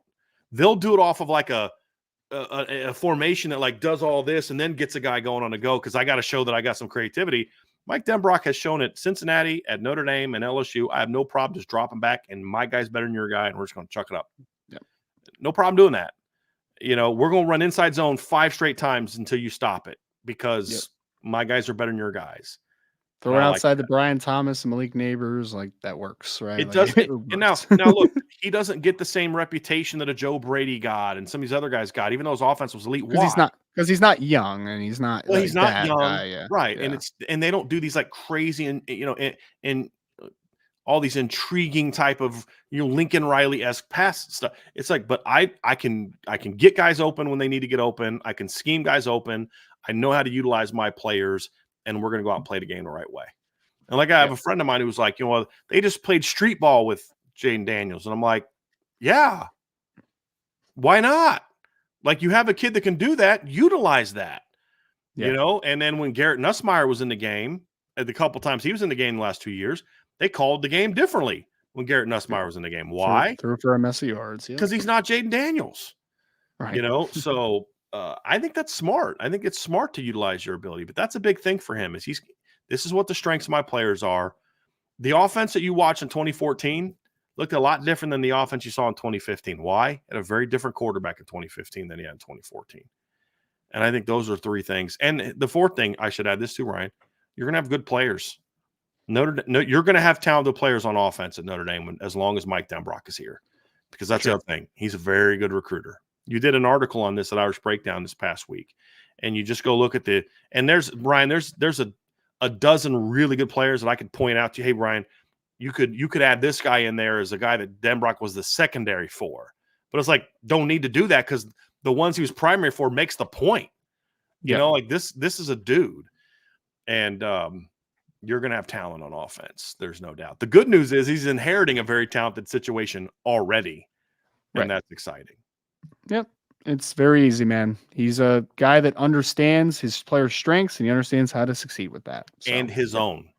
Yep. His own strengths and limitations as well. Salty Virginia Peanuts. I almost always want to say YouTube user because I just see the green pop up. But how often does Notre Dame play a man-zone hybrid defense in the secondary, and where such a defense would Hurd best fit? Where in that defense would he fit? Yeah, they do a lot of that, Ryan. They do more of that with their safeties. Yeah, they'll do a lot of stuff. What they love to do with DJ Brown this year is they love to rob him right down the middle of the defense. That's what the route was against Ohio State, where he almost picked that pass off. They brought him from depth right underneath, and you're trying to jump any crossers or any over routes and things like that. They do a lot of that. I think Rod Hurd will fit that well. they'll play a little bit of over the top 2 into the boundary. They don't play a ton of cover 2. But they do a lot of stuff, Ryan, with their linebackers and safeties that'll be sort of I would say they're kind of a pattern match type of zone team. Would you say that's kind of, they're not like Alabama pattern match, but they'll do some of that stuff with their safeties and linebackers and then just go pure man outside at corner. Yeah. And so I would say, they do some pretty intricate stuff there. Almost every team nowadays is a match team from a zone perspective, because it's just the route combinations in the passing game today are just a little bit more exotic and a little bit more different than what we've seen in the past. So, yeah, in zone schemes, like, I mean, this is just basic principles, right? Like cover 3 system. If it's just a cover 3 zone, like a outside vertical, you're basically playing man at that point. So, like, there's all man principles inside of zone as well. There always is. Yep. You know, like Ryan, when I was coming up, even in the NFL and in college, when I was like really young, I mean, you'd get teams that just played cover 2. Miami just played 2-man like the whole game. Yeah. The way offenses have evolved, you can't really do that anymore. Like the Tampa 2. I mean, he just kind of ran that almost some version of that almost every play. Yep. It's so hard nowadays to run just pure across the field cover 2 because of the way the offenses have evolved, where, and this is stuff that we would do is like, look, if you want to play cover 2, you present some problems to us in the field, but we're going to kill you in the boundary. Or you may present some problems, the concepts we like to the boundary, but we're going to kill you to the field. You just can't run that pure stuff anymore unless you have dudes. I mean, you guess you can, but you just don't see it a whole lot because of how I think the air raid principles have had a lot to do with that. It's just the way that the air raid attacks people by spreading the field out and doing different things and some route concepts, because the air raids become sort of like the West Coast, where the air raid doesn't look like how Mummy and Al Leach did anymore at a lot of places, but I mean, Lincoln Riley's a Mike Leach protege. How he runs the air raid is way different than the way Mike Leach did, because he runs the football. And so I don't know if it's just the air raid, but you're just seeing the way the pass game has changed in football amongst all levels. It's just harder to be a pure we're cover 2 or we're cover 4 or whatever. You just have to have some variety to what you do. Sure. And be able to check in and out of things quickly when people go from 2x2 to 3-1 and those type of things. And if you can't do that, then that's where you're going to get burned. It's a good question, man. Some really good questions today, Ryan. You got somebody talking about man zone hybrids, man. I love this chat. I love y'all, man. Y'all are great. It's salty, man. Salty. Josh Buffo, the motivational business banker. You have to bring back one head coach from Bob Davie to Brian Kelly as an advisor on the team. What coach are you picking, and why have to choose one? Thought it would be fun to hear your answer. I would absolutely bring back Charlie Weiss as an advisor, as an analyst or advisor. Yeah. Yes. Charlie is a really smart offensive football coach. Guys, his kid's not killing it today just because he just came out of the womb knowing football. He grew up watching his dad and learning from his dad. And then he has his own, football IQ that he can build upon, because you can be the son of a coach and still not know football. You know what I mean? But, he learned from his dad. I mean, look, Charlie wasn't a very good head coach because he didn't understand how to develop college players. He didn't understand the importance of technique and fundamentals and all that stuff. And he just didn't develop lines the way he needed to. But Charlie Weiss is a very smart football coach when it comes to knowing offense. So if I had to bring back a coach from Davie to Kelly, so we're talking Davie, Ty, Charlie, or Kelly, that's a no-brainer. And it'd be Charlie. No-brainer. I would bring back. My thought process was either Ty Willingham or Brian Kelly to lead the golf outings, but I don't want Brian Kelly around, so I'm going with Ty Willingham to lead the golf outings for Notre Dame. Yes, well, because like one thing I've been told about Ty is I don't know of anybody that like disliked Ty as a human being. Right. They just thought he was an incompetent coach. Right. It was very obvious to people that like this guy doesn't know what he's talking about. You know what I mean? But yeah, if I needed someone to come back and be part of my fundraising team and my planning golf outings and stuff, I mean, I'm being kind of serious. Like Ty could do that very well. Oh, I was being sarcastic, but like if he wanted to do that, I'd be sure, cool. Because I've always heard he's a decent guy, like cared about the kids, and I mean, he was a decent man from what I've been told. It just wasn't a very good football coach. Yep. Where Charlie's that kind of a prick, but Sure. you want him in the lab, man, breaking down film. That's what you want Charlie doing. You know what I mean? Like you want him finding hey, Charlie, find me some weaknesses. And, like, you know what I would do if I had Charlie Weiss on my staff? I would have him spend the whole season breaking down defenses of the 5 or 6 teams that we thought we would have to beat in the quarters, semis, and championship game. So by the time we get to those games, he's got this extensive breakdown of them. So yeah, you spend, you'll do some stuff on Florida State and Louisville, but I would have him doing like advanced scouting where he's breaking down like the top 10 defenses in college football. And, you got all your printouts and things you think we can do to beat them and all that kind of stuff. And, I think Charlie would thrive in that kind of role. And then he's like not really around people, you know what I mean? And that would be good too. But yeah, I would. That's a no-brainer pick for me and Charlie Weiss. Golf outings with Ty, so that when there's a big 5-star quarterback on campus, he doesn't have to be there. That's so, right, because he wasn't going to be anyway. Yeah. Exactly. So now it doesn't hurt you. You know what I mean? So yeah, I actually think Charlie would really thrive in that kind of role too, man. Just sit in the lab. And I don't mean that in any kind of insulting way. I'm not making fun of him. I mean, like, just let him sit in the lab with the film and just say, he's man, a ball guy. Yeah, he's a ball that's guy. it. Yeah. That's it. It's a good question. Sloppy Joe, is Marcus Freeman going after any other players in the portal? If so, who? Well, I mean, you kind of said that this one kind of is probably going to put a bow on it for now, and then there's going to be a reevaluation period. There are some guys that they're still talking to. I'm not going to name them, but I just don't see them going anywhere. Look, if the right kid comes along, they're gonna look at him. I just don't see it going anywhere, to be completely honest with you. I think we're gonna have more names pop up out of this. Remember, guys, hey, like with Rod Hurd, because like one of the questions was Jim Halloran. The next question was, he says too early to ask how many players are going in the portal after spring practice. And I'm like, well, it's gonna have to be at least 5, and it's gonna have to be at least 6 if they want to give Luke Talich a scholarship. Right. I mean, so they're at 90 right now. They've got to lose at least 5 guys, and I would say you're probably going to need to lose at least 6 if you want to give a scholarship to Luke Talich. So I don't know who they are. I have a pretty good idea on a few guys, because like we still have Devin Ford on there, we still have like Kevin Bauman on there, we still have like Andrew Kristofik on there. Like I don't know what those guys' plans are at this point in time. So I mean, it's going to be. I think it's not going to be overly hard to get down to that level. And honestly, I think they'll lose more than 6. Just because there's some guys I think that are going to kind of get processed out after the spring. Like, okay, you're buried on the depth chart behind guys that are younger than you. Okay, I think the writing's on the wall. There's going to be some of that, and then that's going to allow them to maybe give some scholarships to some portal guys after the spring, because that's what they're going to look into. We had John A1. He says, how does Riley Leonard going to 2024 compare to Desmond Ridder at Cincinnati in 2021? Last quarterback with Denbrock, Gino Guidugli, and Mike Brown coached wide receivers. I mean, they're similar in the fact that they're dual threat quarterbacks. I think that Riley's a little bit more of a natural thrower than Desmond was. I always thought Desmond was just kind of a little bit mechanical as a thrower, and his accuracy kind of suffered because of it. But he was a 4'5" athlete, though, at the quarterback position. He was also a similar size. I mean, both guys were listed at like 6'4", 215 pounds right around. So I think frame similar-ish. I think dual threat ability is obviously very similar in that sense. And I think that a lot of the strengths that Desmond brought to the game, I think that you can take advantage with Riley for sure. Ryan, you and I talked about this in the past. I was never high on Desmond Ridder as a quarterback. The fact that and I think we said at the time, what they did with him at Cincinnati was great coaching. Because I still don't think he's that natural of a thrower.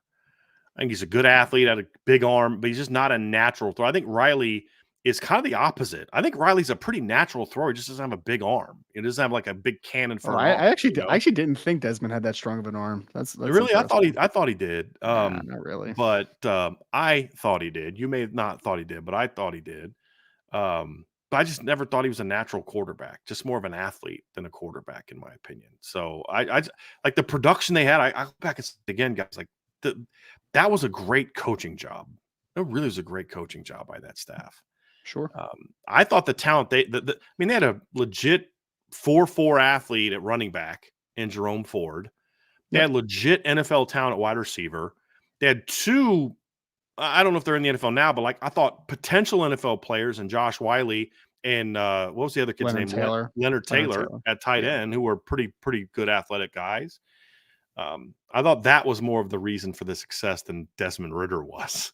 You know, Sure. like he made some big throws against Notre Dame, but Yeah. there was, I mean, even in that game, there were some misses that are Oh, there just like, always dude, you was. can't miss that. That was There just always who he was. is as a Yep. quarterback. And if you go back and break down the Alabama film, there was a lot of chances for them to make some plays in that game. I don't think they'd have beat Bama, but they should have scored at least 2 more touchdowns based on just guys being open. He would just miss them, underthrow them badly, just not see them, whatever.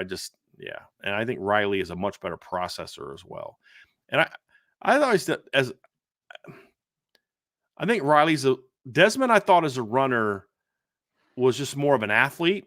Like even like he just wasn't a natural football player in a lot of ways, Ryan. Like even as a runner, I never thought like he had this like great vision. He just was fast. And He if was the a hole straight was line there, he guy. could just kind of run. You Yep. know, where Riley Leonard can like the run against Clemson this year. You know what I'm talking about? Where he got on third down run, where he got hit in the backfield, and I don't remember ever seeing Desmond Ritter make a play like that. I just don't think he was a natural football player. Agree. And he stinks in Atlanta. So surprise, Did he get surprise. benched again late in the year for I think he ended up finishing out, but yeah, he got benched at one point, and then they brought him back. And I saw a tweet. Actually, you say I saw a tweet from a Falcons fan when they were playing the Saints. Might actually been from a Saints fan, and he called him Desmond Brady in the first half because of how good he was in the first half. Oh, gotcha. And then he was like, "Okay, Desmond Ritter's back in the second half." He stinks. It was something like 17 of 21 for like 200 some yards at halftime. In the second half, he was just terrible with like two picks, and this was really. Well, I mean, they have good talent. I mean, they beat John Robinson and Drake London and Kyle Pitts, but they don't utilize them well because they bad quarterback. John A1 with the question: which under the radar players are you hoping make a difference, making jumps in 2024? Tyson Ford, Aiden Gobira, Deion Colsey, Ben Minnick, Preston Zinter, others. Yeah, so Ryan, like some guys that I would consider others, you know, like a Bubakar would be one because he didn't play a ton. Adon Schuler would be one because he didn't play a ton. If I had to pick 3 guys that didn't do a whole lot this year that we're uncertain of, that I hope break out in 2024. If I had to pick 3, it would be on offense, it would be Deion. I mean, he would be my pick on offense of skill players, just because I feel like if the light ever goes on for Deion, he's going to have a Miles Boykin type of breakout. I just think at this point in time, you know, we'll see if it happens. On defense, there's 2 guys. One is Adon Schuler. Like, he's one that's under the radar. Like, I don't count Drake Bones under the radar because we always talk about him. The other one for me would be one of Tyson Ford or Bubakar. To me, if one of those 2 guys can break out, I think that does a lot for this defensive end position next year. Because like, let's just say if some other big end stepped up with Josh Burnham and RJ Oben there, you can move Burnham or RJ back to Viper or over to Viper, in my opinion, if you're not stepping up over there. Or if Bubakar steps up, you could maybe say, hey, Junior, we're going to put you over at big end and help you give depth over there. Right. I think one of those young defensive linemen stepping up, and you could put Armel in this conversation. There's a lot of those young guys, Brennan Vernon. I just would want to see one of those guys really step up and be that guy for me as far as under the radar. I think it has to be a Viper for me. I would probably go Bubakar as well. I would say Jaden Ausberry because I feel like that's a good one. People kind of forget about Jaden Ausberry, that's which is kind of weird, but we'll go with him.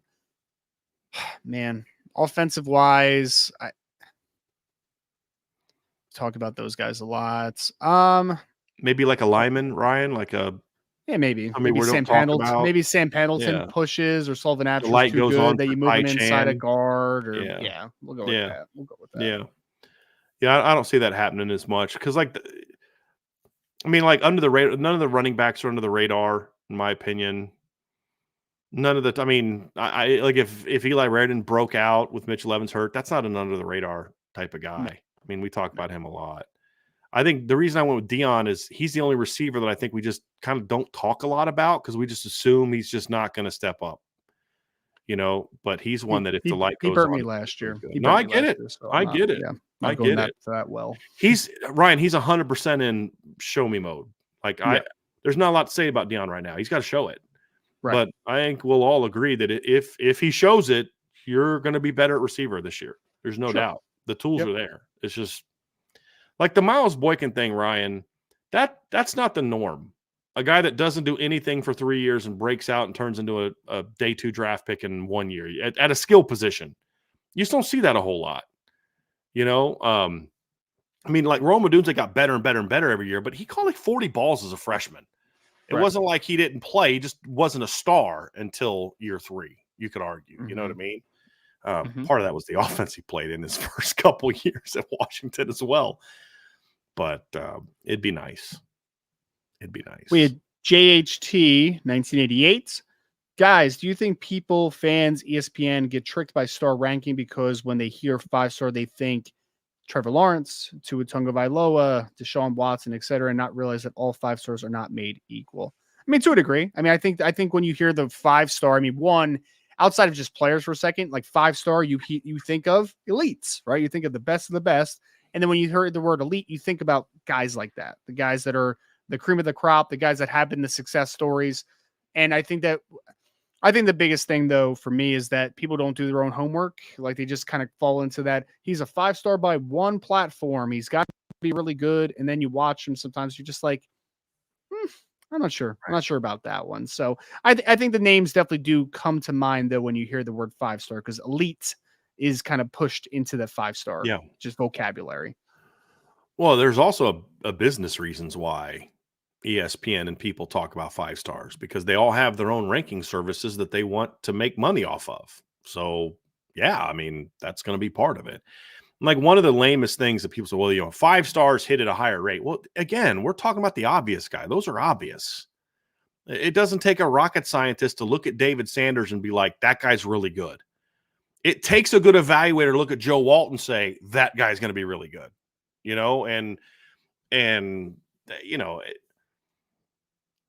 the end of the day, here's what we can all agree on. If you want to compete for a championship, you need 5-star players. The more you have, the better you're going to be. The disagreement I will always have is that I don't care about high school 5 stars. I don't. I care about guys that are college 5 stars. We had someone the other day where I was less like, why do you think that Notre Dame can't, with what Mike Mickens has done, why can't he get top 5 to 10 cornerbacks to come to Notre Dame? I said, your entire premise is flawed. He's done that twice. He did that with Benjamin Morrison, and he did that with Christian Gray. You may not have thought he was a top 5-10 guy, person, because you're basing your top 5-10 off of who rivals in 247. But we were pounding the drum on Benjamin Morrison being a dude the entire time, right? Notre Dame thought he was that guy. Christian Gray was that guy. And so, like, Xavier Watts is another one.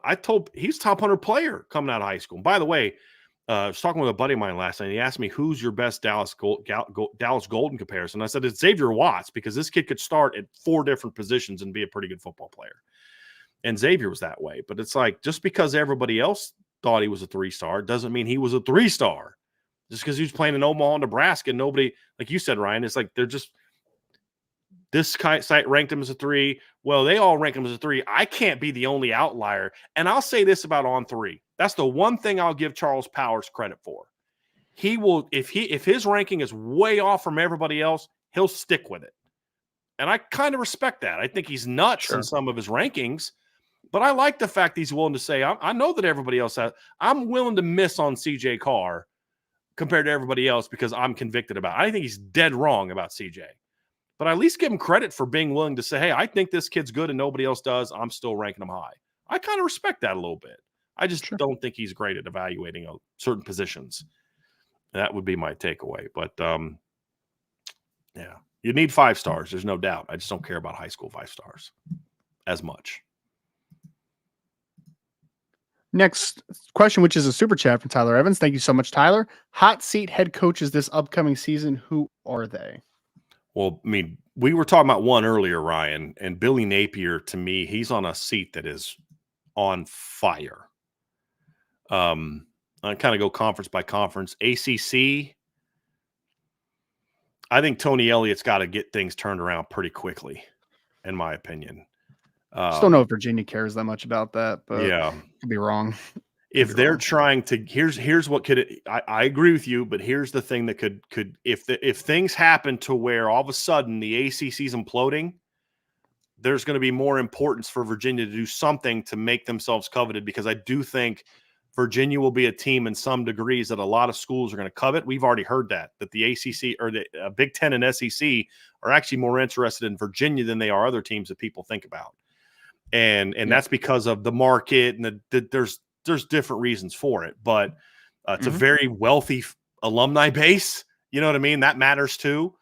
But when you're in those situations, sometimes you need to make that splash move to show, hey, everyone, we're serious, that kind of thing.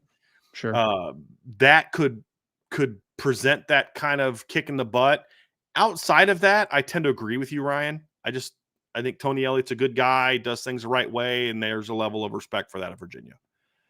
And so we'll see. But ACC wise, I mean, they've already made a lot of the moves. Jeff Hafley has kind of got himself off the hot seat. He's now on the warm seat now by taking them to a bowl game and winning a bowl game this year. I mean, Dino got fired already. Pat Narduzzi, to me, has to bounce back, because he's that guy that's the epitome of, if you're going to be that type of human, like that type of person, you better win. And Pat Narduzzi's whole thing can be very grating, and you can deal with it if you're winning. Winning 20 games before this past season has kind of kept him from. A lot of schools would have fired a guy that went 3-9. I don't care what you did before, but he won 20 games 2 years before, won an ACC title. You can't ignore that. You can't have another losing season at Pitt, Ryan, in my opinion, because Pitt does care enough to we're not going to settle for that. I think he would be one that I would say is, I don't know if I'd say he's on the hot seat, Ryan, but would you at least say he's on the warm seat right now? A little bit. It's starting to get a little warmer. Yeah. I think that's fair. 3-9's bad. Big 12. Matt Campbell, I thought Matt Campbell and Neil Brown were two guys that needed good years this year to stay off the hot seat, and they both did. I mean, Iowa State went to a bowl game. West Virginia won 9 games this year, Ryan. Like that's a good one. The hottest seat in the two hottest seats to me in the Big 12 are Baylor and Cincinnati. Like when a head coach is forced to fire half his staff, he's on the hot seat. And that's what happened to Baylor this year. And Scott Satterfield, to me, Cincinnati fans are not going to suffer through a whole lot of bad seasons like they went through this year. Like they'll put you on the hot seat quick. Agreed. So that would be one. Big 10, a lot of these, Ryan, a lot of the guys on the hot seat have been fired recently. I can't think. I mean, a lot of these, PJ Fleck's not on the hot seat. He makes some money. Ryan Walters is only 1 year in. Matt Rule 1 year in. Brett Bielema, I mean, he's not gonna be on the hot seat. He's good. Tom Allen's gone. Mel Tucker's gone. Greg Schiano took him to a bowl game. Mike Loxley won 8 games. I mean, I can't think of any in the Big Ten. I mean, you could say, well, Kirk Ferentz is, he's not on the hot seat. Yeah, you got to fire your kid or whatever, but he's not on the hot seat, in my opinion. He's going to retire. He's going to retire a Hawkeye. It doesn't matter. Yeah. Let's look at the Pac-12. I know they're not there anymore. Again, I don't see anybody on the hot seat in the Pac-12 right now. Justin Wilcox keeps, to me, just winning enough games to, for them, because I think Cal's a lot like Virginia. I don't think they care a whole lot. You got them to a bowl game. You got them bowl money. That's all they care about. Washington State's coach didn't, they had a bit of a down year. They're in a bit of a flux, but what's he in year 2? I think year 2. Maybe there. Kenny Dillingham's in year 1. Chip Kelly is surprisingly on the hot seat, which I think is nuts at UCLA. But it's all NIL stuff. He doesn't want to jump into that game, and the boosters want him to. He almost got fired this year, Ryan. I mean, that's crazy. I saw the reports. Nuts. That's absolutely nuts. Sometimes, though, I do kind of wish schools would make those moves, because I want you to have to suffer through what you're going to suffer through if you fire that guy. Like, remember, who was it at Minnesota? Glenn Mason had all those good years in Minnesota, but he could never take him over the hump.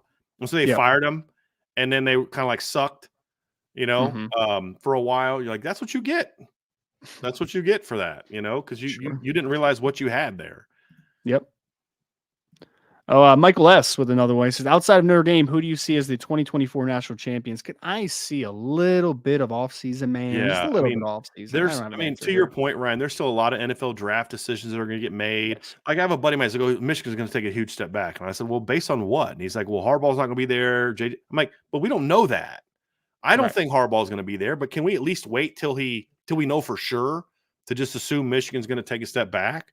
I mean, look, Texas, Georgia, Bama. I mean, all the normals are going to be contenders, but like, I just need to see. Like right now, I'm thinking, boy, Ohio State has a chance to have a pretty dynamic backfield. But if the rumblings I'm hearing are true and Travion Henderson leaves, then I don't feel that way about their backfield anymore. You Yep. know, so I mean, let's just see let's do me a favor. Let's get through the NFL draft declaration deadline, and then Yep. I'll be able to give you Jesus. a first glance look, and then we can reevaluate it after spring when there's the next Yep. portal Which session goes. I think the 15th is the declaration day. Yeah. So we only have 5 days. So So next week will be a good time to have that conversation. It'll be a much Yep. better time to have that conversation. Ryan, are you seeing any names that you think could pop out that right now aren't expected to leave that haven't announced yet? Have you heard any rumblings on that? I know you As just far got back from being out of town, so you may not have been able to. as Like, far as sorry. hey, there's Yeah. going to be a declaration of a guy going pro that maybe is going to catch some people off guard, or is it just going to be kind of everyone that we think it's going to be? Yeah, I don't think there's anybody crazy right now. Anyone's going to stay that might be a surprise that hasn't quite announced it I mean, yet? I would still be shocked if Travion goes back to school, but we'll see. We'll Yeah. see. I don't think I think he leaves, but we'll see. There's been conflicting reports on that one, so Yeah. shall see very soon. Aiden Benami, please, no more scum talk. I can't handle it. Well, I get it. I don't like talking about it, but the fact of the matter is they won the championship, and that's the standard that Notre Dame's trying to get to. And I Yep. hate it, but that's the reality of it. I had another It is question what from my den as well. That was a football question. Can you quickly explain Rover and Viper positions, big end different than normal D ends? No, the Yep. defensive end is the big end, Ryan. Like that's the thing is Yep. we need to like the way that Notre Dame terms it is defensive end and Viper. Viper is essentially a weak side defensive end. I would say the biggest difference for Notre Dame and how other 4-down teams do it is Notre Dame stands their Viper up. Other teams put a guy in a 3-point stance. That's Yep. 2-point versus 3-point stance. But as far as how the Viper plays the last couple years, it's much more defensive end than a hybrid position. Like much more so. You can drop into coverage, but for the most part, yeah. you're a stand-up pass rusher on the weak Right. side. That's what you are. So I don't think so. Viper's the weak side end position. The big end or the defensive end, sort of the strong side or field defensive end. Rover's a little bit different, Ryan, because of how it's used. I mean, it's basically in its truest form. You go back to what Gary Patterson did at TCU. It's a hybrid linebacker player that's got to be rangy and got to be a good perimeter run defender. You've got to take on perimeter runs. You're the force player. You're the perimeter force player. You've got to be able to do enough in coverage to be able to play underneath zones. Like Mike Elko actually did a really nice job of this. Remember that Thomas Brown kid he had at Wake? He was like 6'4", 215, didn't play a lot of man, but he was just like an impossible guy to throw over because he was 6'4", 215 with long arms. He's a really good force player, really good coming up against the perimeter run.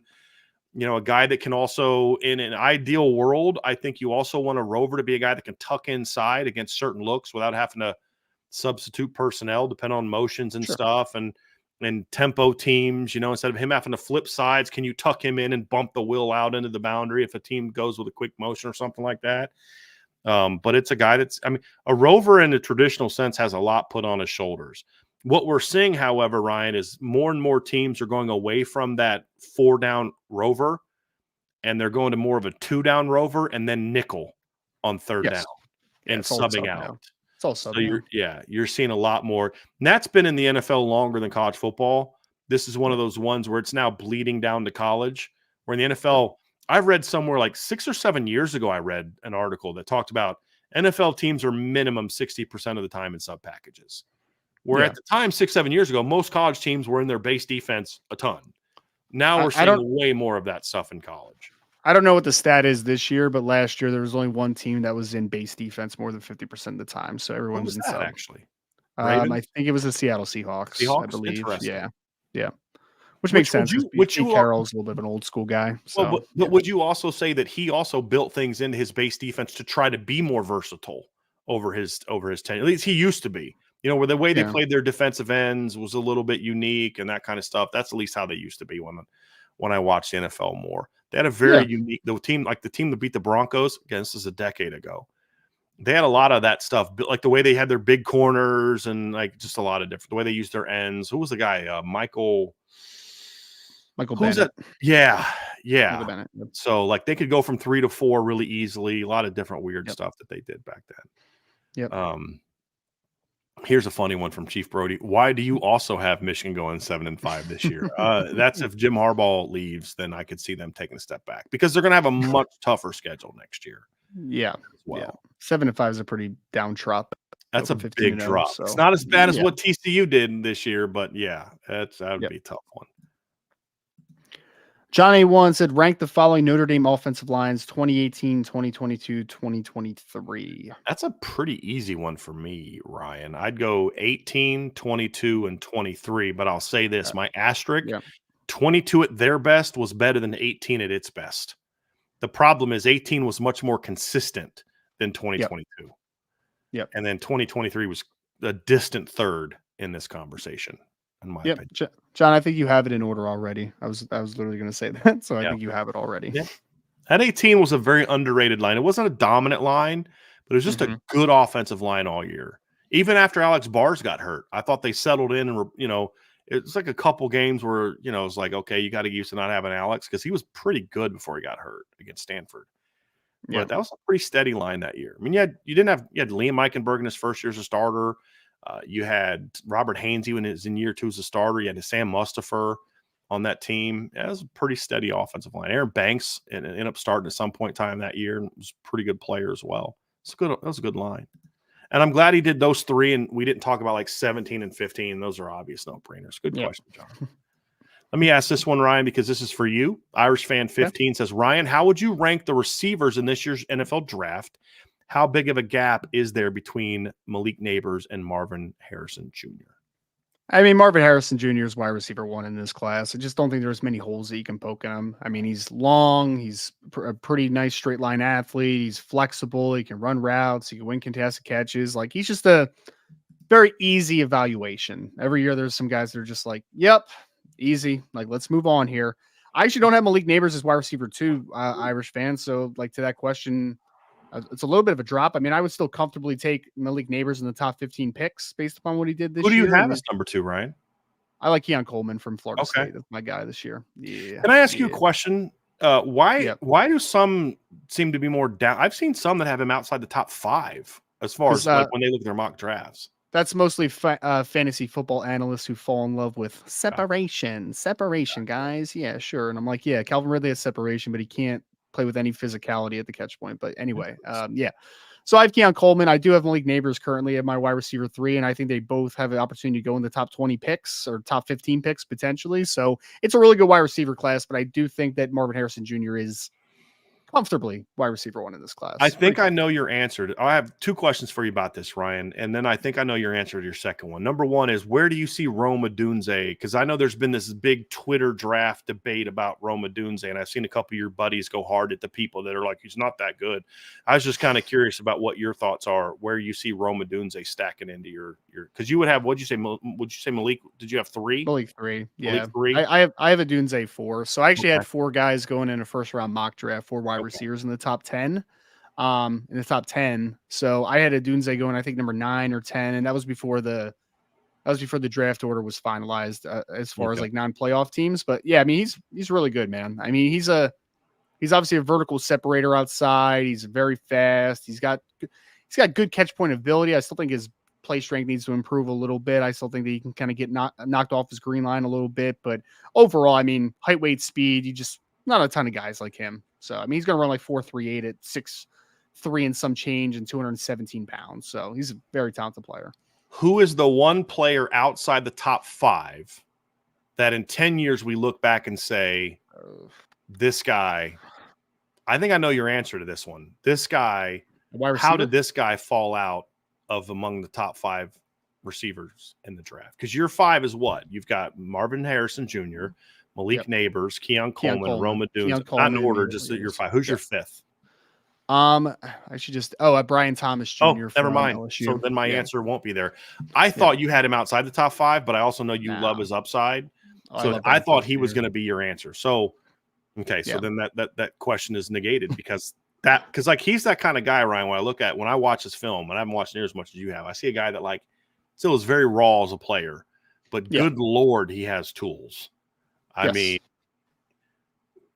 okay, let me ask you this. I'll ask a different way, Ryan. If all 5 guys reach their full potential, now rank your 5. Your 1's still the same, I would assume, right? Yeah. Odunze 2, Brian Thomas 3. Well, actually, no. Odunze 2, Keon Coleman 3, Brian Thomas 4, Malik Neighbors 5, or A.D. Mitchell 5. One of those two at 5. Interesting. Yep. He's an interesting player, man. Where do you see Xavier Worthy as a prospect? You think he's more of a day 2 guy? I'm not a fan. I mean, he might even go in the end of the first round. Size and play strength your biggest issue?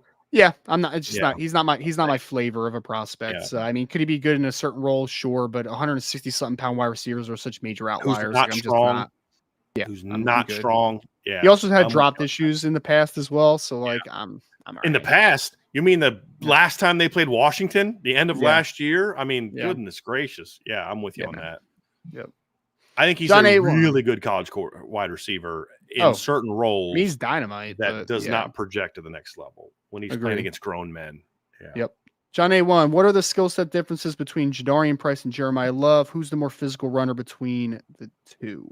Well, now it's Jadarian, but I don't know that that's always going to be the case. I think Jeremiah, when he gets in the weight room after a while, is going to be a guy. And then Ryan's stepping out as we're going to answer this question because I know he has strong opinions on this one. But I'll give you my answer, John. What are the skill set differences? Number one, when I look at Jadarian Price, I think he's more of a one-cut type of runner. He's stronger. He's more physical than Jeremiah is right now. I say physical. That's not right sweet because I think Jeremiah is physical. He's a lot stronger than Jeremiah, and not just upper body, but his lower body is very stout. Jeremiah is a lot skinnier in the upper body. So when I look at Jadarian, I think Jadarian can do things in space. He can do things on the outside, but he is a inside zone duo. Let him read it, let him cut it, and let him hit it. I mean, that's what I see from Jadarian.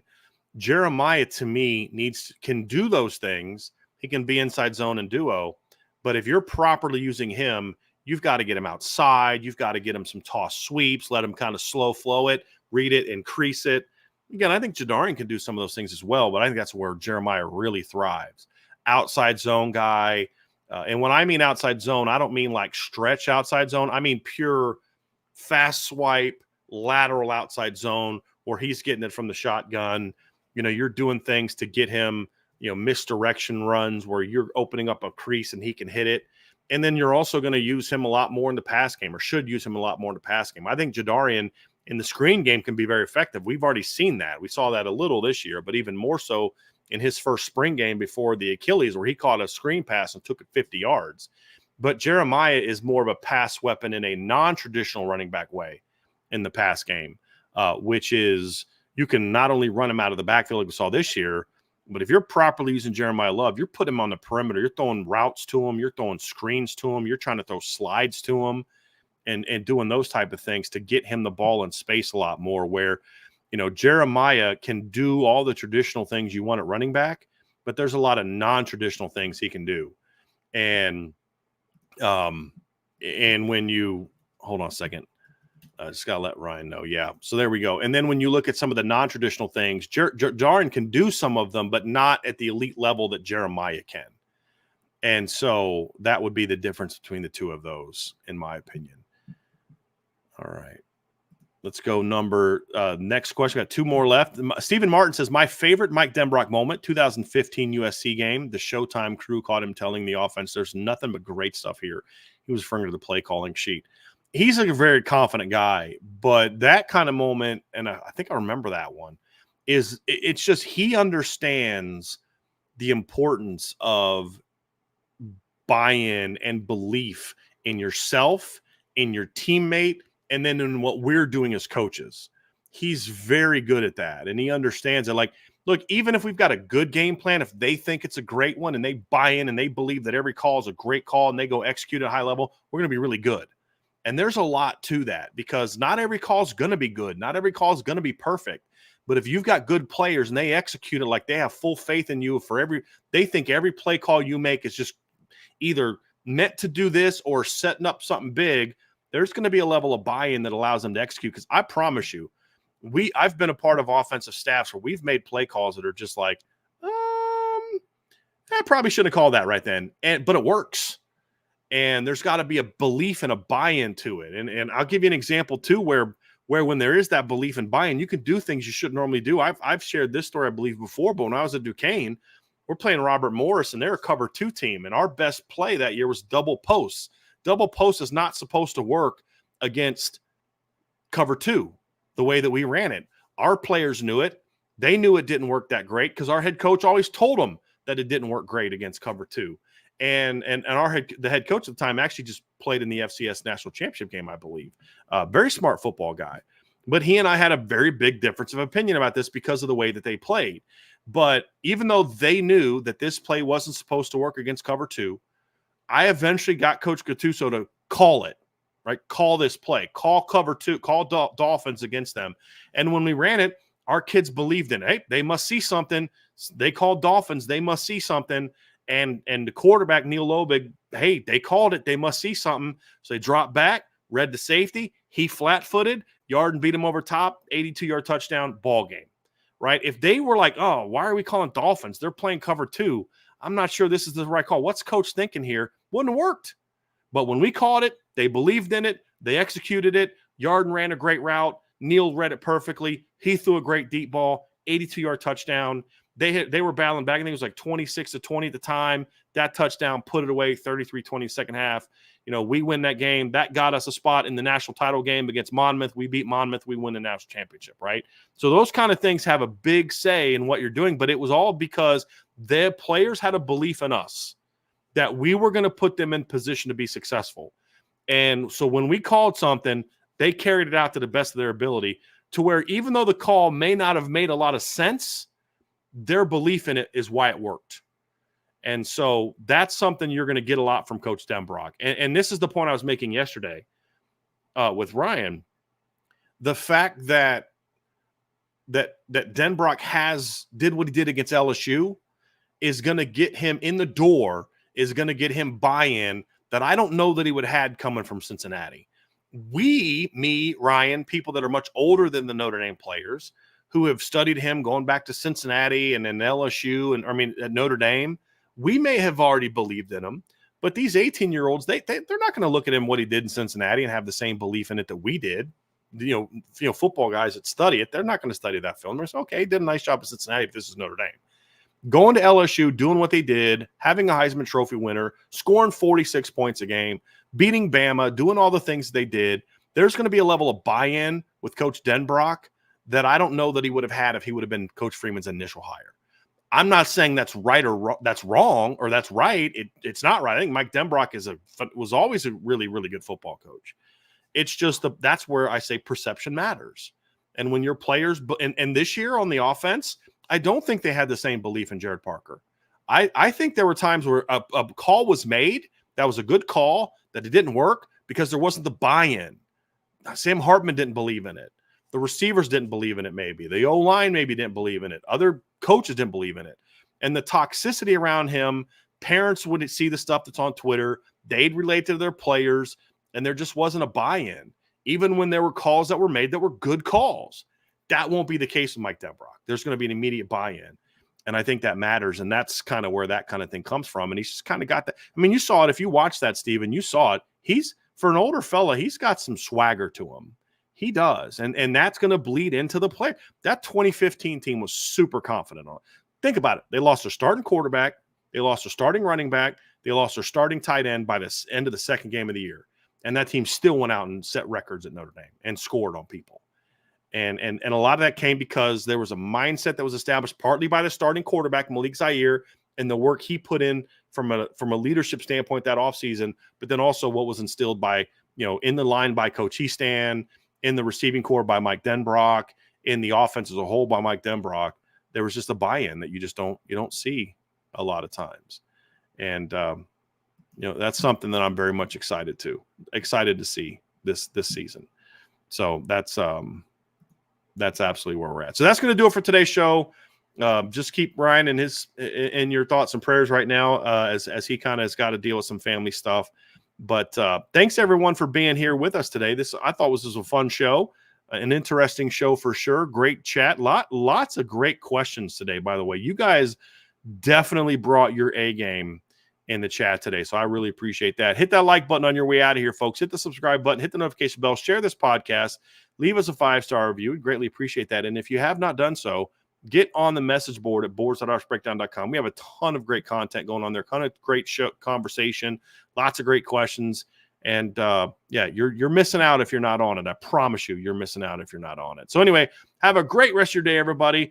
I will talk to you all again very, very soon on the Irish Breakdown podcast.